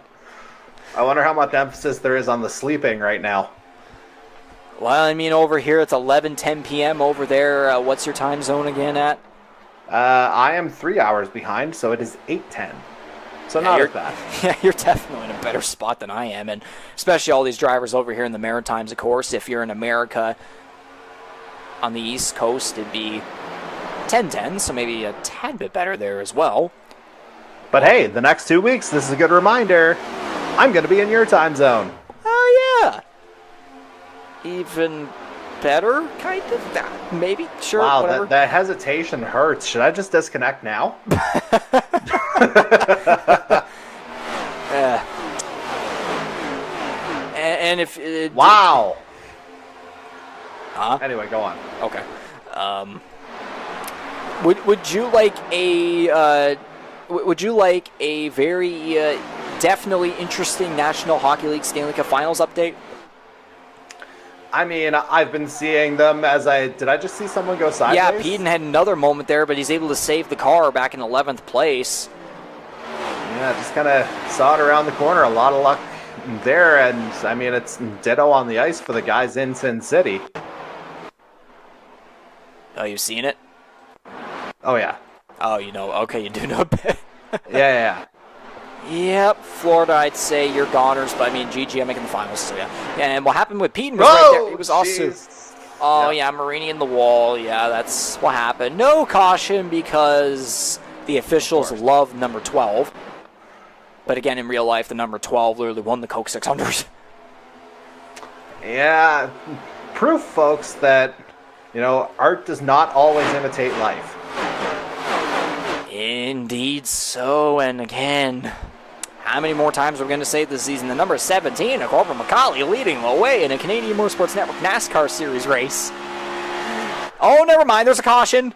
Oh, it's Dylan Baum and Kyle Knoll getting together on the back straightaway. Again?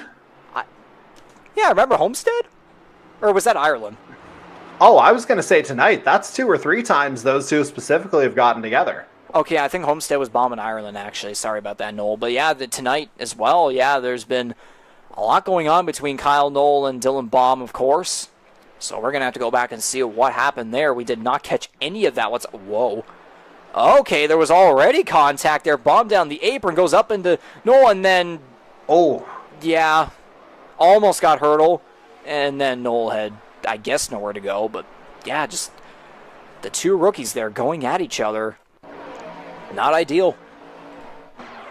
Yeah, no quarter given, no love lost, whatever you want to call it. It's tight. Things are getting a little bit more intense later in the race. And, yeah, things like this are going to happen. Andy Hurdle, I can only imagine, may have had a little bit of a heart attack depending on the angle. That would be terrifying, I would say. Yeah, a little bit hairy there from the 7's perspective. Yikes. That is indeed very much of a yikes.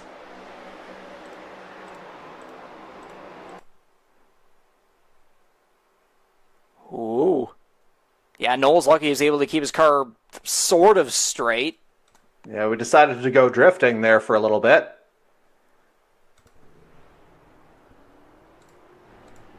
So, yeah, many cars will be here on the pit lane to try and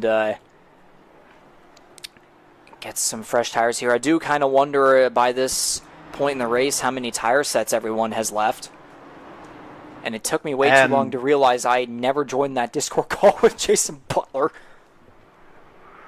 And remember what we were saying about McCauley saving a set by not using one in stage 1? Yeah, exactly. This is where that can pay off. Indeed, we do have to remember that for sure. And by the looks of it with my timing screen here, it looks as though Jonathan Peden and Jason... But there's a thing. The way it works with the timing screen I have here is if a car goes grayed out, they're done. Butler was grayed out, but yet he just pitted and now he's still going, so I don't know what just happened. The same thing just happened with Jonathan Peden.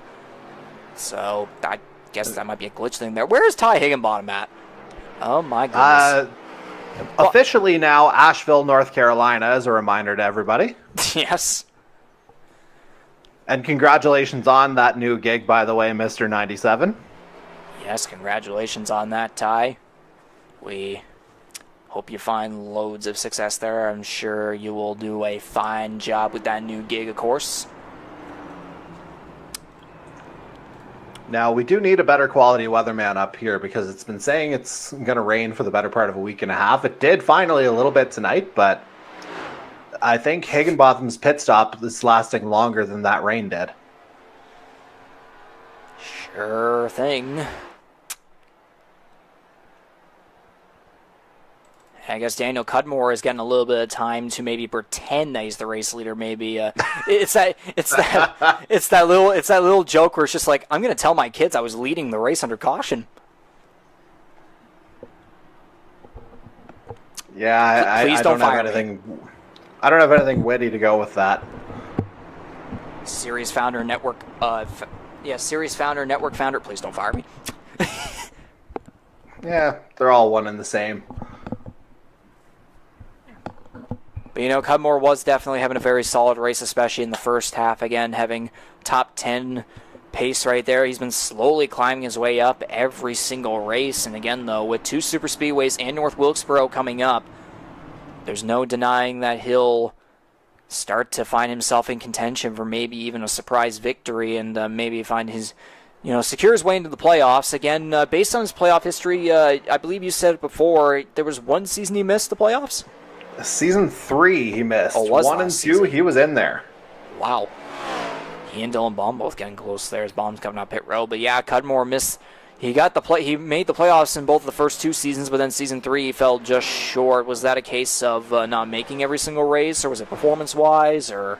If I recall, a little bit of both playing a role in that. Yeah. Because there was definitely a step up in competition last season as well.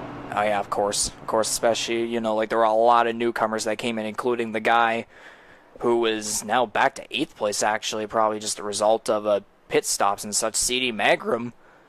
So, again, the reigning Rookie of the Year, and the guy that what is going on back there with Wolford? And Noel. Let's call him Walford right now. He and Noel having a bit of a moment there. I have no idea what just happened. I don't think either of us do, but I think we're just going to move on. Because our very much well-deserved break is going to be coming here within 30 laps. Hopefully. Anyways, we're going to get back to green. 30 laps to go in the World 300 at Charlotte Motor Speedway. Macaulay and Belmonte leading the way. Looks as though the inside line with Macaulay is going to get the better jump. Yeah, and Belmonte recognized that right away, diving down low. But again, you see the 17 immediately getting that gap out. And yeah, it looks like it could be just more of the same. And dare I say, a little bit more of a civilized start so far. Oh yeah, for sure. And Hurdle in trouble. Kyle Knoll right behind him is going to get involved in that one. Hey, well. I didn't see that. I refuse to call that a jinx. I think that's can the cameras work? Yeah, Hurdle and Hurdle getting into trouble back there. So we'll see what happened here. Oh, Magram went down low. Hurdle, bad block. Spins down low, comes back up the track. Noel gets in the back of him, and I wonder if Marini would make an argument for why that would be a caution and that in his incident wasn't. But again, though, I guess Hurdle was again about half sideways. Like, he almost was fully there, but I would not be surprised if an argument was made there for why that was a caution. But again, though, Hurdle was, to be fair, spinning in front of the whole field, while Peden and Marini, on the other hand, were more towards the apron on the backstretch. So again, it depends on how you view it. So, see the cars come down the back straightaway again. Yeah, Magram almost lost the rear end right there. He's going to make the move down the inside. Hurdle's going to come down. Magram had that inside, obviously, just not clear there. And then Hurdle hit in the back by Kyle Knoll. It's been becoming a rough night for Knoll, who again was a guy who had that pace early on, but then there's drivers in the first half of the race that had runs going, had momentum going, but then the second half has just been a completely different story. Again, we do remember in Michigan it was a case of there were a lot of guys that qualified great, finished poorly. Guys that qualified poorly finished great. So we're just kind of seeing all these different patterns and such going on.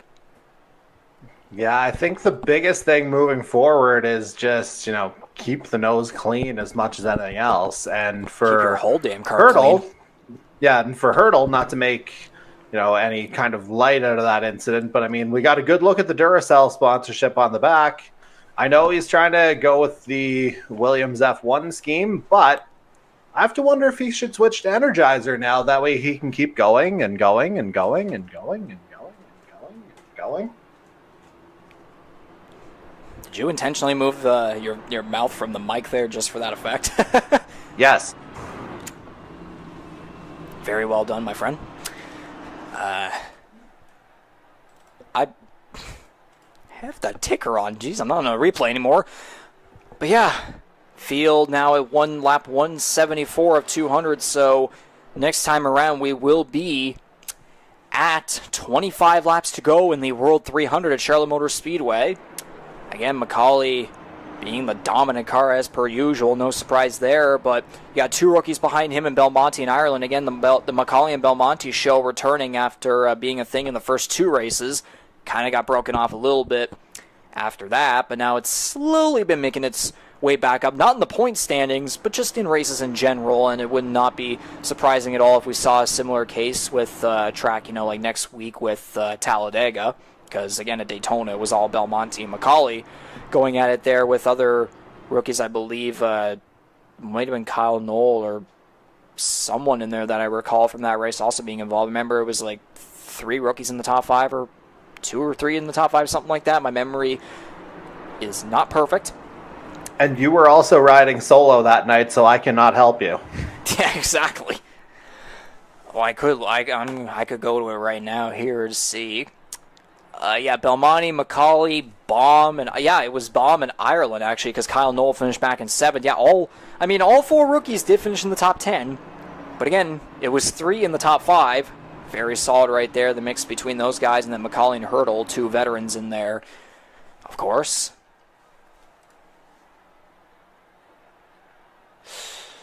Yeah. So pace car lights will come off. So it looks as though we'll be going back to green here with 25 laps to go in tonight's race. Again, round 8 of 20, round 8 of 13 in the regular season. Is there anyone in particular that you do you want to wait until 3 to 5 laps to go still, or do you want to make your pick now? Well, I mean, at that point we might be looking at a green-white checkered, so let me kind of figure that one out on the fly. But I mean, while we're under the caution, our race leader decided, you know what, I'm feeling pretty easy right now. Why don't I join the YouTube chat to once again say caution is out? Caution. Hey, I mean, phonetics, they mean something, right? Indeed. Yes, 25 laps to go. Rebecca, let's go. And based on who's watching right now, we got 8 still in here again for again, the guy on the other side of my wall here, and for me as well. 8 people still watching here when it's almost 11:30 p.m. on our time zone. So, yeah, I was about expecting this to be the time. Again, this is kind of also what it was like, and it's what it's been like in real life too with the Coke 600. But in this case, restart with 25 laps to go in the World 300 at Charlotte. Green flag back out. Macaulay with, unsurprisingly, a great jump. And again, Belmonte diving to that inside line as he did on the previous restart to hold position there with Ireland trying to make a move. And, Ryan Gibson there in 4th. Matthew Paytak rounding out the top 5 as it stands right now.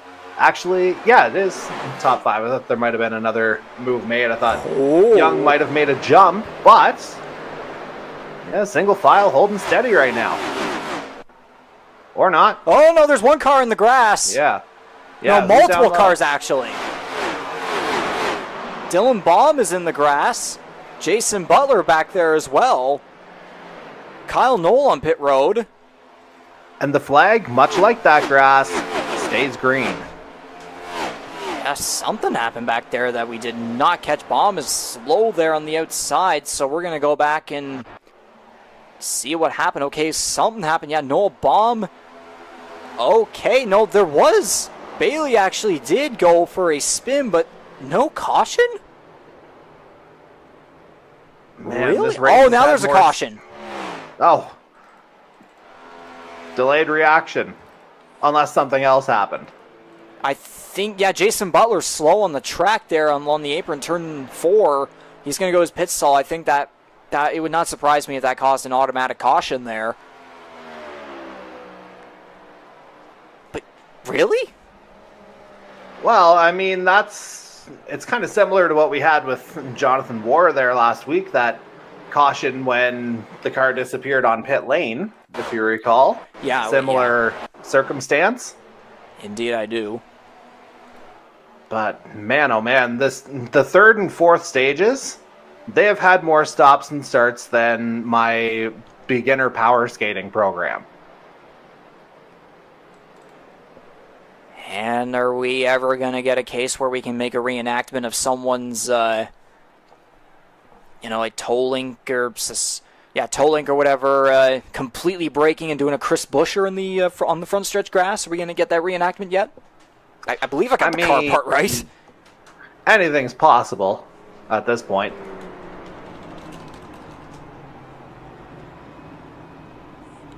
Yeah, I believe that would be the part. I'm not the most technical person out there, but I would think that would be it. So yeah, that is what happened there in between guys like Baum and Knoll and Scott Bailey, Jason Butler. And I think by the looks of it, Jason Butler may officially be out of this race, and Ty Higginbottom as well is now officially out.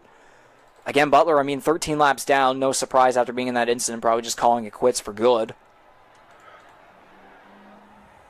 So that means 3 cars out of this race, Butler, Higginbottom, and Ford. Daniel Cudmore remains the final car there, laps down at 3, and then everyone from 15th upwards still in the lead lap. Bailey and Knoll look to be on pit road right now. Indeed so. McCauley's still leading the way. I can only imagine he just wants this race to come to an end. And I really, too, with all these late cautions, it does make me wonder about tire sets with everyone. Yeah, I mean, obviously, you're not pounding the rubber into oblivion here at this point, as I think from really the beginning of stage 3, I think we've had more laps under caution than we have under green flag conditions, with the exception of that one crank it up segment, which I wonder if maybe that's the good luck charm.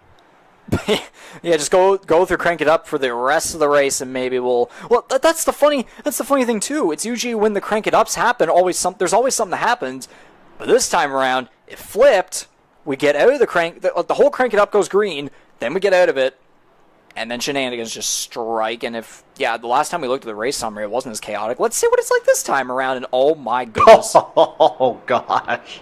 12 cautions, 46 laps under caution, 15 lead changes, and 7 different leaders. It's welcome to our version of the Coke 600. Notably, though, 7 different leaders, that has not changed from the last time we looked at the race summary, which was, I think, in stage 2. Indeed, but it was with the lead changes. I was estimating maybe about 15 by the end, but I wonder though maybe if something happens here involving McCauley, like maybe he starts to run out of momentum and someone like Belmonte or Gibson starts to come through. Even guys like Marini and Young, Marini, Young, Hurdle, and War are all guys that they weren't really up there fully during the first half, but now they've been slowly starting to make their way up. Although Hunter Young has been up there every now and then. Again, I made him one of my picks because, again, though he qualified 12th, finished 10th in last year's running of this race. And, again, the guy has been, he's been on a roller coaster this season. But when he gets on a roll, he's great. He'll have that top 5 or top 10 pace.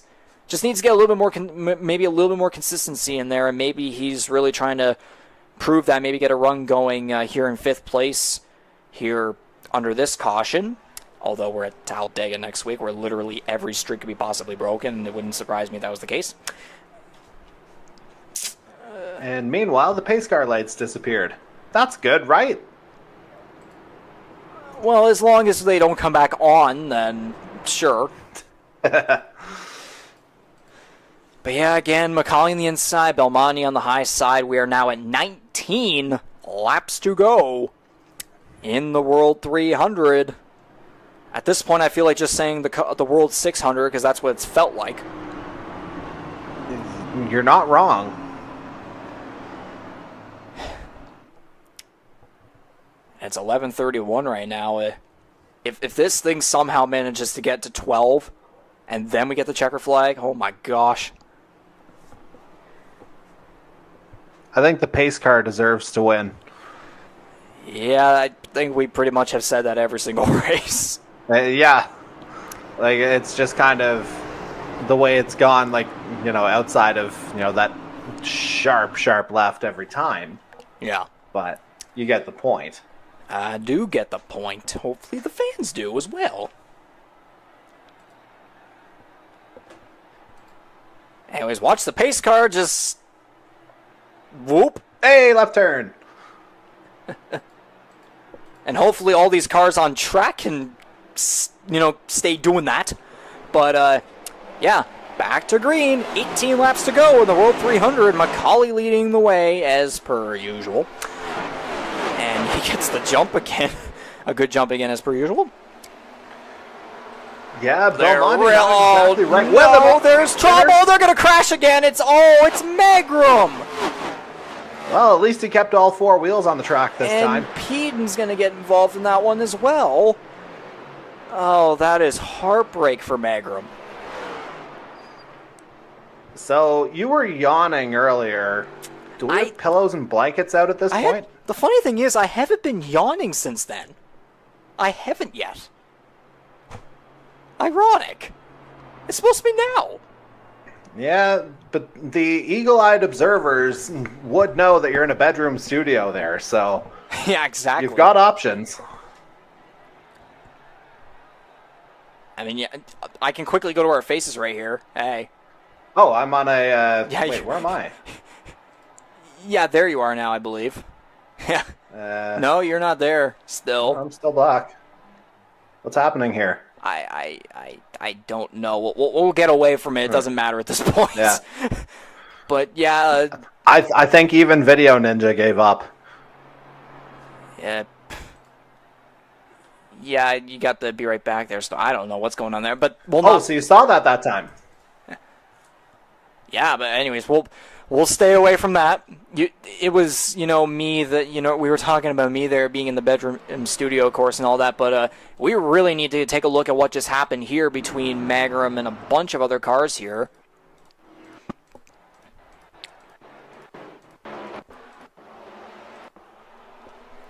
So we'll take the look here from the restart first to see what is up. See how he goes low on War. And then Magram just loses it on the apron. Peden then gives him the bump, and then Jonathan War decides to become a ghost. Good old netcode. Ultimately, obviously the one took the brunt of that. I wonder if, maybe just a little bit slippery on that apron. Just, came up. When... you're 90 degrees in relation to the car behind you. Typically, that's not going to yield a good result. And, Magram, the car got mangled on that particular instance. Oh, come on. And, hey, come on. The race we've had, give me that one. I don't know if Magram would have liked would want to give you that one. I mean, I don't think it's, necessarily wrong. And I also complimented him on keeping all four tires on the track this time compared to Atlanta. Yes, of course. That's the thing. I was going. Yeah, I guess. Steps. I guess that's fair because I was even going at Magram myself about that. And I literally put out a tweet of a perfectly cut screen from you, and it went. I guess in a way it went viral. Nice. So, yeah, congrats to you on that one back whenever that happened. I mean, I guess, yeah, this time around, thank goodness Magrum wasn't on a SpaceX mission to the moon. Yeah, that set him back a little bit. Indeed. Maybe Mike Marini has potentially lost the argument of the no caution call earlier because he is sitting now in 4th place. Yeah, things have a weird way of working out.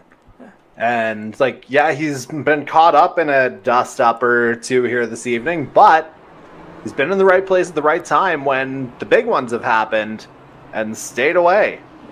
I mean, as a wise man once said, good things come to those who wait. At least most of the time. And the thing is, too, with Marini as well, looking at his statistics, he doesn't have a single top 10 in either his qualifying results or his finishing results. There's... might look at the standings here to see if he does have bonus points, like stage points. He does have 5. So there's definitely been some maybe like bottom of the top 10 finishes in some stages throughout the season here so far as the pace car lights come off. So we will be getting a restart here by the looks of it with 13 laps to go, I believe it'll be.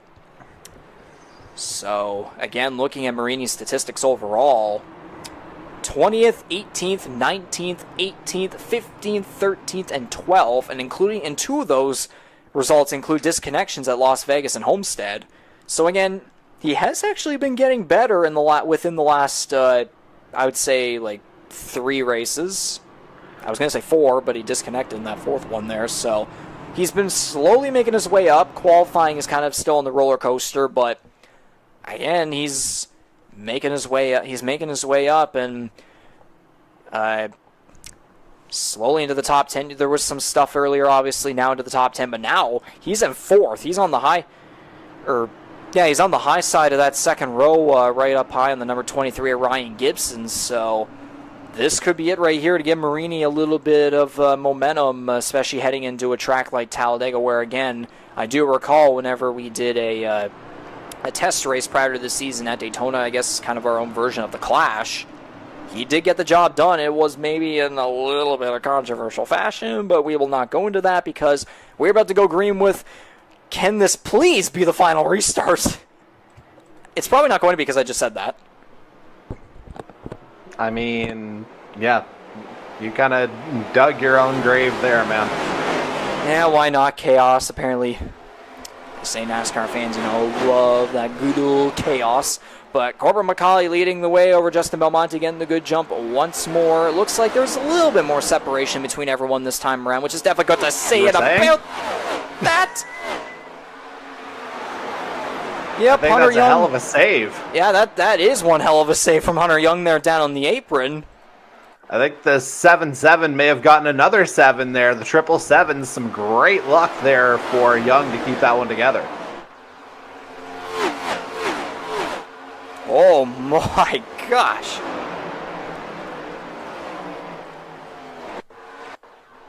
Yeah, he lost off the corner, and then just, how does he not get in front of that pack right there? Yeah, holy smoly. Whoa, and Ryan Gibson having that apron. Ryan Gibson having a bit of a moment there. He's going to put Paytack in the wall. They're going to keep going, though, somehow. Oh, and using the pass in the grass is going to be Andy Hurdle. And Gibson barely is going to block him there on the inside. How is this happening? I've never dug my own grave, I think. There's still... Okay, I kind of need the ticker to be on. Whoa, Hurdle really diving it down low on the inside there. That's going to cause Bob and Noel to come up. They're going to be playing a bit of bumper cars, and they're going to crash. There it is. There it is. An accordion effect between Noel, Young, and Magrum. Yeah, except Weird Al's not playing that accordion. That just sucked. Oh my goodness. And look at that right front. The damage there, just wobble, wobble, wobble, wobble. Now do you believe me when I said Mangrum got mangled? Now do you believe... I guess now I do believe myself in digging a hole. That too. Oh my gosh. Yeah, there was all bumper cars, accordion effects, and that just had to happen. So we'll go ahead and get a angle of what just happened, and if this replay would work for me, I would greatly appreciate that. We'll get started here from the back straightaway. You can see their hurdle right in behind Gibson, then just bumper cars. Knoll, Magrum goes up to the high side, and then okay, I think that might have been net code. I was going to say, the bumper cars had absolutely nothing to do with that. I don't know. That one's, okay, I didn't think it would go that far, but this replay thing is not treating me well. There we go. I think we can go off of this one. Just try to get this one more time. Again, the bumper car's happening between Hurdle, Baum, and Knoll. Magrum goes up. And then he just loses it. Goes into Knoll. And they're all hard on the outside wall. Young with nowhere to go. Hard front end damage for Young. And then there's Peden using his good old magician skills, I suppose. Wolford's able to get around. Cudmore slows down well enough to get through that one as well.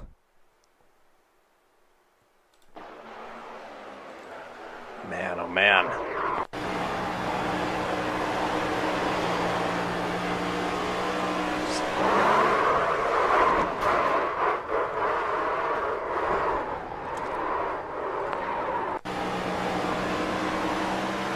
I think we've run out of things to say effectively. Yeah, the silence practically speaks for itself there. Yeah, I mean, I definitely have thoughts, we'll put it that way, but figuring out how to make them available for air is one of the things that I'm considering. Yeah, exactly. It won't stop me from trying eventually, but... But I would say thank goodness that no one else was able to get collected in that one. Again, there's still time to collect more cars, though. That's the thing. Yeah, I mean, at this point here, Riggs, like, I haven't seen this much caution since the junior high health teacher brought out the bananas. Oh, my goodness. Like, am I wrong? Well, that's your thing. I'll let you talk and deal about that. See, kids, when the banana comes... No. Stop. Yeah, that's totally who they want to be learning from. Oh, yeah. Yeah, it's funny, too. I was saying, I was thinking maybe around 11:30 this race could end. But then it made me wonder that when we got to 11:30 for my time zone here, and for other drivers here in the series as well, at 11:30 I was wondering, is this going to end up going to 12 somehow? We're about a quarter before 12, so... Imagine if we had a Newfoundland driver in this, they'd be passed. A European driver? Yeah, good luck with that. Australian, Japanese. Oh. I don't know. Maybe we could use some Daniel Ricciardo here. We could get him some interest in NASCAR. I mean, that's a stated interest, certainly. Yeah.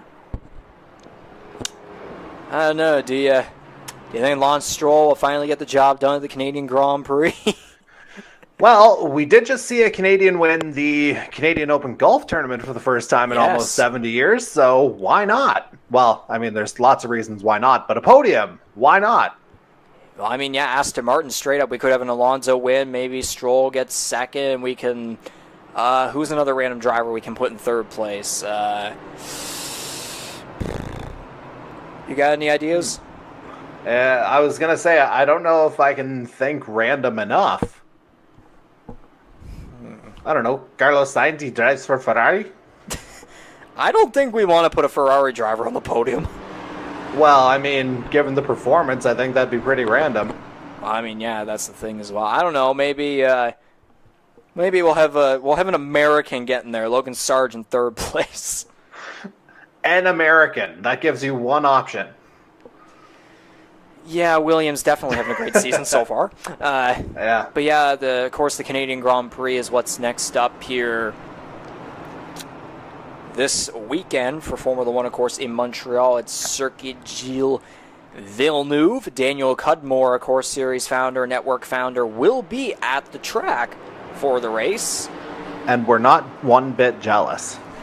Not at all. I think Corbin McCauley, our leader, most certainly would probably be the most, or well, I don't know about most, but he certainly would be a jealous one. But no, everyone's going to be jealous of him this time around because we're going to see if he's going to get a good jump here. We're going to have 5 laps to go in the World 300 when we go to green. Belmonte actually may have gotten a solid start there on the high side. Yeah, Warrior might be coming out to play over these last 5 laps. We'll just have to wait and see here, of course. Belmonte remaining about 0.2 behind. Hopefully no one gets involved. There's wall contact in the back. Oh, no. Something. Oh, yeah, Hunter Young's getting caught up in something. He's going to go into the inside wall. Dylan Baum may have also had something happen there. There's something going on up front as well. There's multiple cars going to pit road. I really thought Baum was about to slam the barrels there. But we stay green. There's Gibson and Bailey going at there. Bailey's going to triumph on the high side. McCauley remaining about 0.2 ahead, almost 0.3 ahead of Belmonte. Coming to 3 laps to go. He is going to pray that we're not going to get another caution so that he can maybe have a little bit more endurance to test it against him. And Belmonte got really close to the outside wall right there coming off the final corner.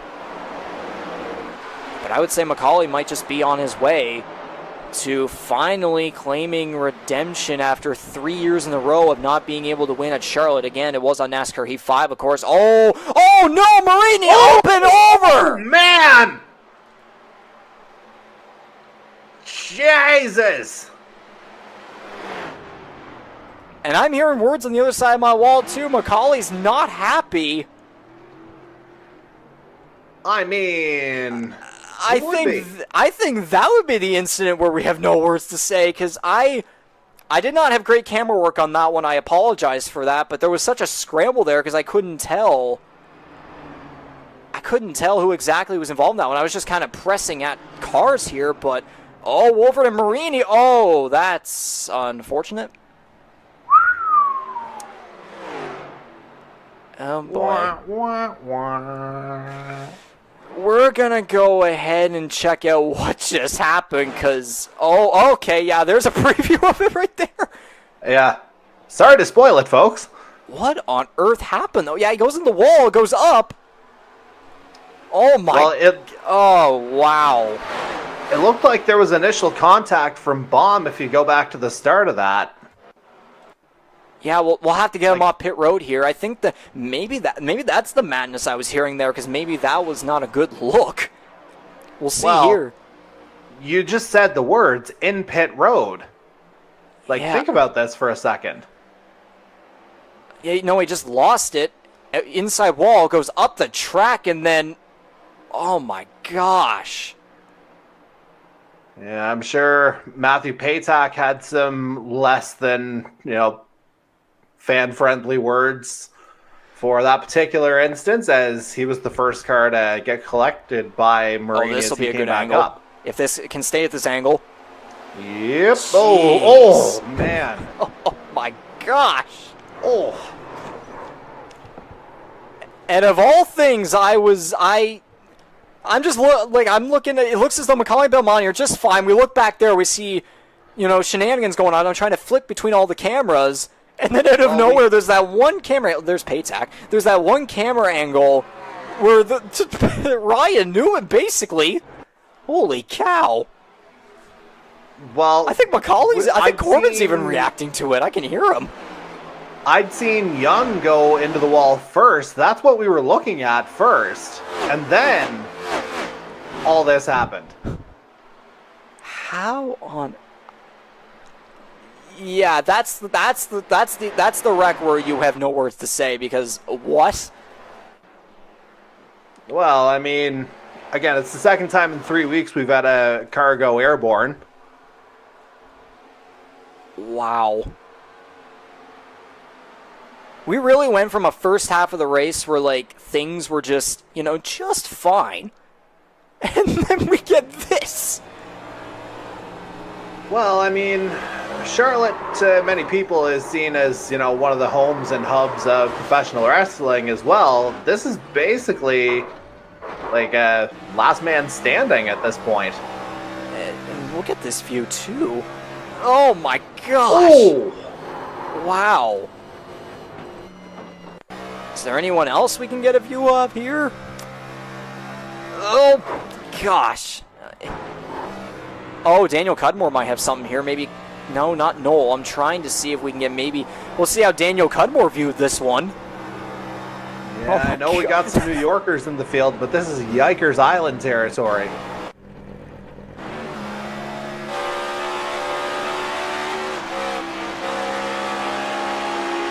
Jeez. Yeah, when you're seeing a full hood flying in front of you, or an engine bonnet, typically it's not great. And the guy who lost the engine bonnet isn't even the worst off. I am bewildered. I mean... Oh my gosh. Dare I ask, what else could happen? Yep, welcome to our version of the Coke 600. Yeah, I know I said I needed Coca-Cola earlier. I might be taking off the cola. Yeah,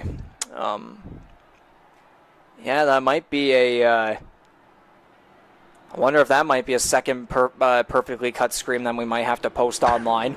Oh my gosh. I mean, I have been recording vertical this entire time too, so it's possible. Oh, a little TikTok action? Yeah, it could be.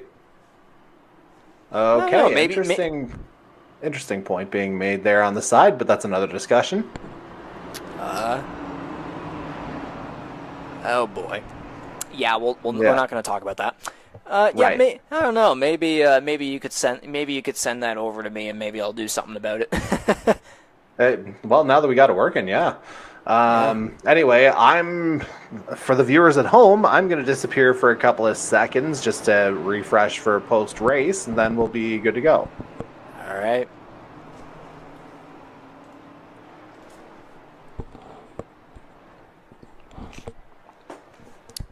As Jordy goes ahead and does that, of course, we will be heading back to green here, hopefully, for the final time. As the pace car will roll off here onto pit road. We'll try this hopefully one more time. There's only 8 cars on the lead lap. It's basically almost like the real life Coke 600 here. Only so many cars left. Green flag, 2 laps to go.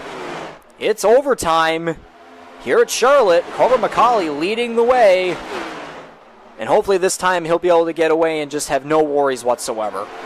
It's just been a demolition derby, basically. Really the last... Okay, so Peyton just randomly reappears. Yeah, he's been doing that pretty much the whole race here, but can we at least make it back to the white? That would be really appreciated by one guy in particular, and he will get it. White flag is out in the World 300 here at Charlotte Motor Speedway. The number 17 of Corbin McCauley leading the way. I feel like, the mileage covered, it's almost like they have raced the world. Basically. And down the back straightaway for the final time. There's definitely going to be a good battle going on back there. But it's going to be all about the number 17 of Corbin McCauley. It'll be 5 wins on the season, 8 races to the checkered flag. Corbin McCauley wins the World 300 at Charlotte Motor Speedway. No surprise there whatsoever.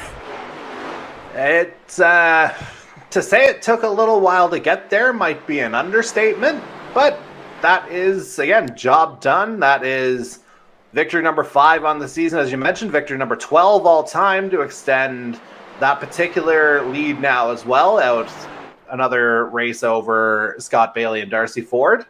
And again, second half of the race, that is ultimately where our series leader came alive because, you had Justin Belmonte winning stage 1, CD Mangrum capturing stage 2. But from there, it was the 17 doing the job, and much like, and no, I'm not going to go there. I was going to make a joke about police officers with donuts, but tonight, let's keep it civil. Collie doing donuts again there for the 5th time this season. Again, the man appreciates being challenged. He doesn't like to win these easily, although he may have kind of in a way at the end of this one. So, of course, he will be joined by Justin Belmonte and Scott Bailey in 2nd and 3rd. Again, too, a guy like Scott Bailey who we saw how much he went through in tonight's race, and he's able to come home on the podium. Yeah, not quite sure how that one worked out. Thankfully, one of my picks got on the podium, I guess. But, yeah, definitely, the way this second half of the race went down, there were opportunities to claw things back. And, full credit to the 88 on that. But let's not forget that, it wasn't always smooth sailing for Corbin McCauley either. At one point getting dropped down to, I believe, 13th or 14th, and then just clawing his way back through the field. Indeed so, and there was the photo done there for the top 3 finishers, of course, which we will now get to right here. Here are your unofficial results for the World 300 here at Charlotte Motor Speedway. The number 17 of Corbin McCauley and his Oysterbed Speedway, Holland College, and Super Late Model Series Chevrolet taking the victory for the 5th time this season in 8 races. And then in 2nd place, you got the number 6 of Justin Belmonte. Again, it's kind of the McCauley-Belmonte show once more, kind of back at that after kind of being absent from, that there was an absence of that in the past couple races, of course. Scott Bailey with the 3rd place finish there, very solid after what it was a pretty chaotic night for him, of course. Jared Island's number 13 car coming home, I guess, in kind of a silent manner there in 4th place. Jonathan Peden really rebounding off of what was, starting from the back of the field due to penalties, of course, back from Michigan and losing those, first stage points.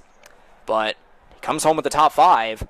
And then, of course, guys like, Ryan Gibson, Dylan Baum up there. The top 7 are the only cars that finished on the lead lap in this one. And then to round at the top 10, you got Daniel Cudmore, again, with another 8th place finish 2 weeks in a row.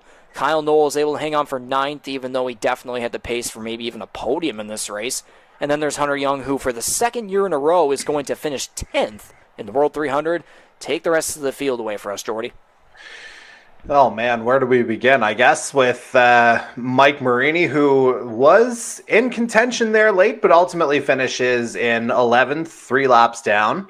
Then you have Andy Hurdle, who again caught up a couple of times toward the end, but again, who didn't?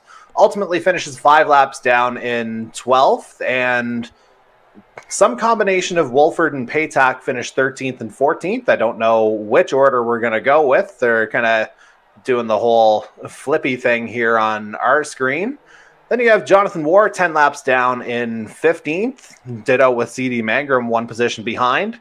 Then you've got your 3 early retirements in the form of Jason Butler in 17th, Ty Higginbotham in 18th, and then, of course, Darcy Ford early in stage 3 wound up being our first retirement of the evening. And, yeah, that completes the field.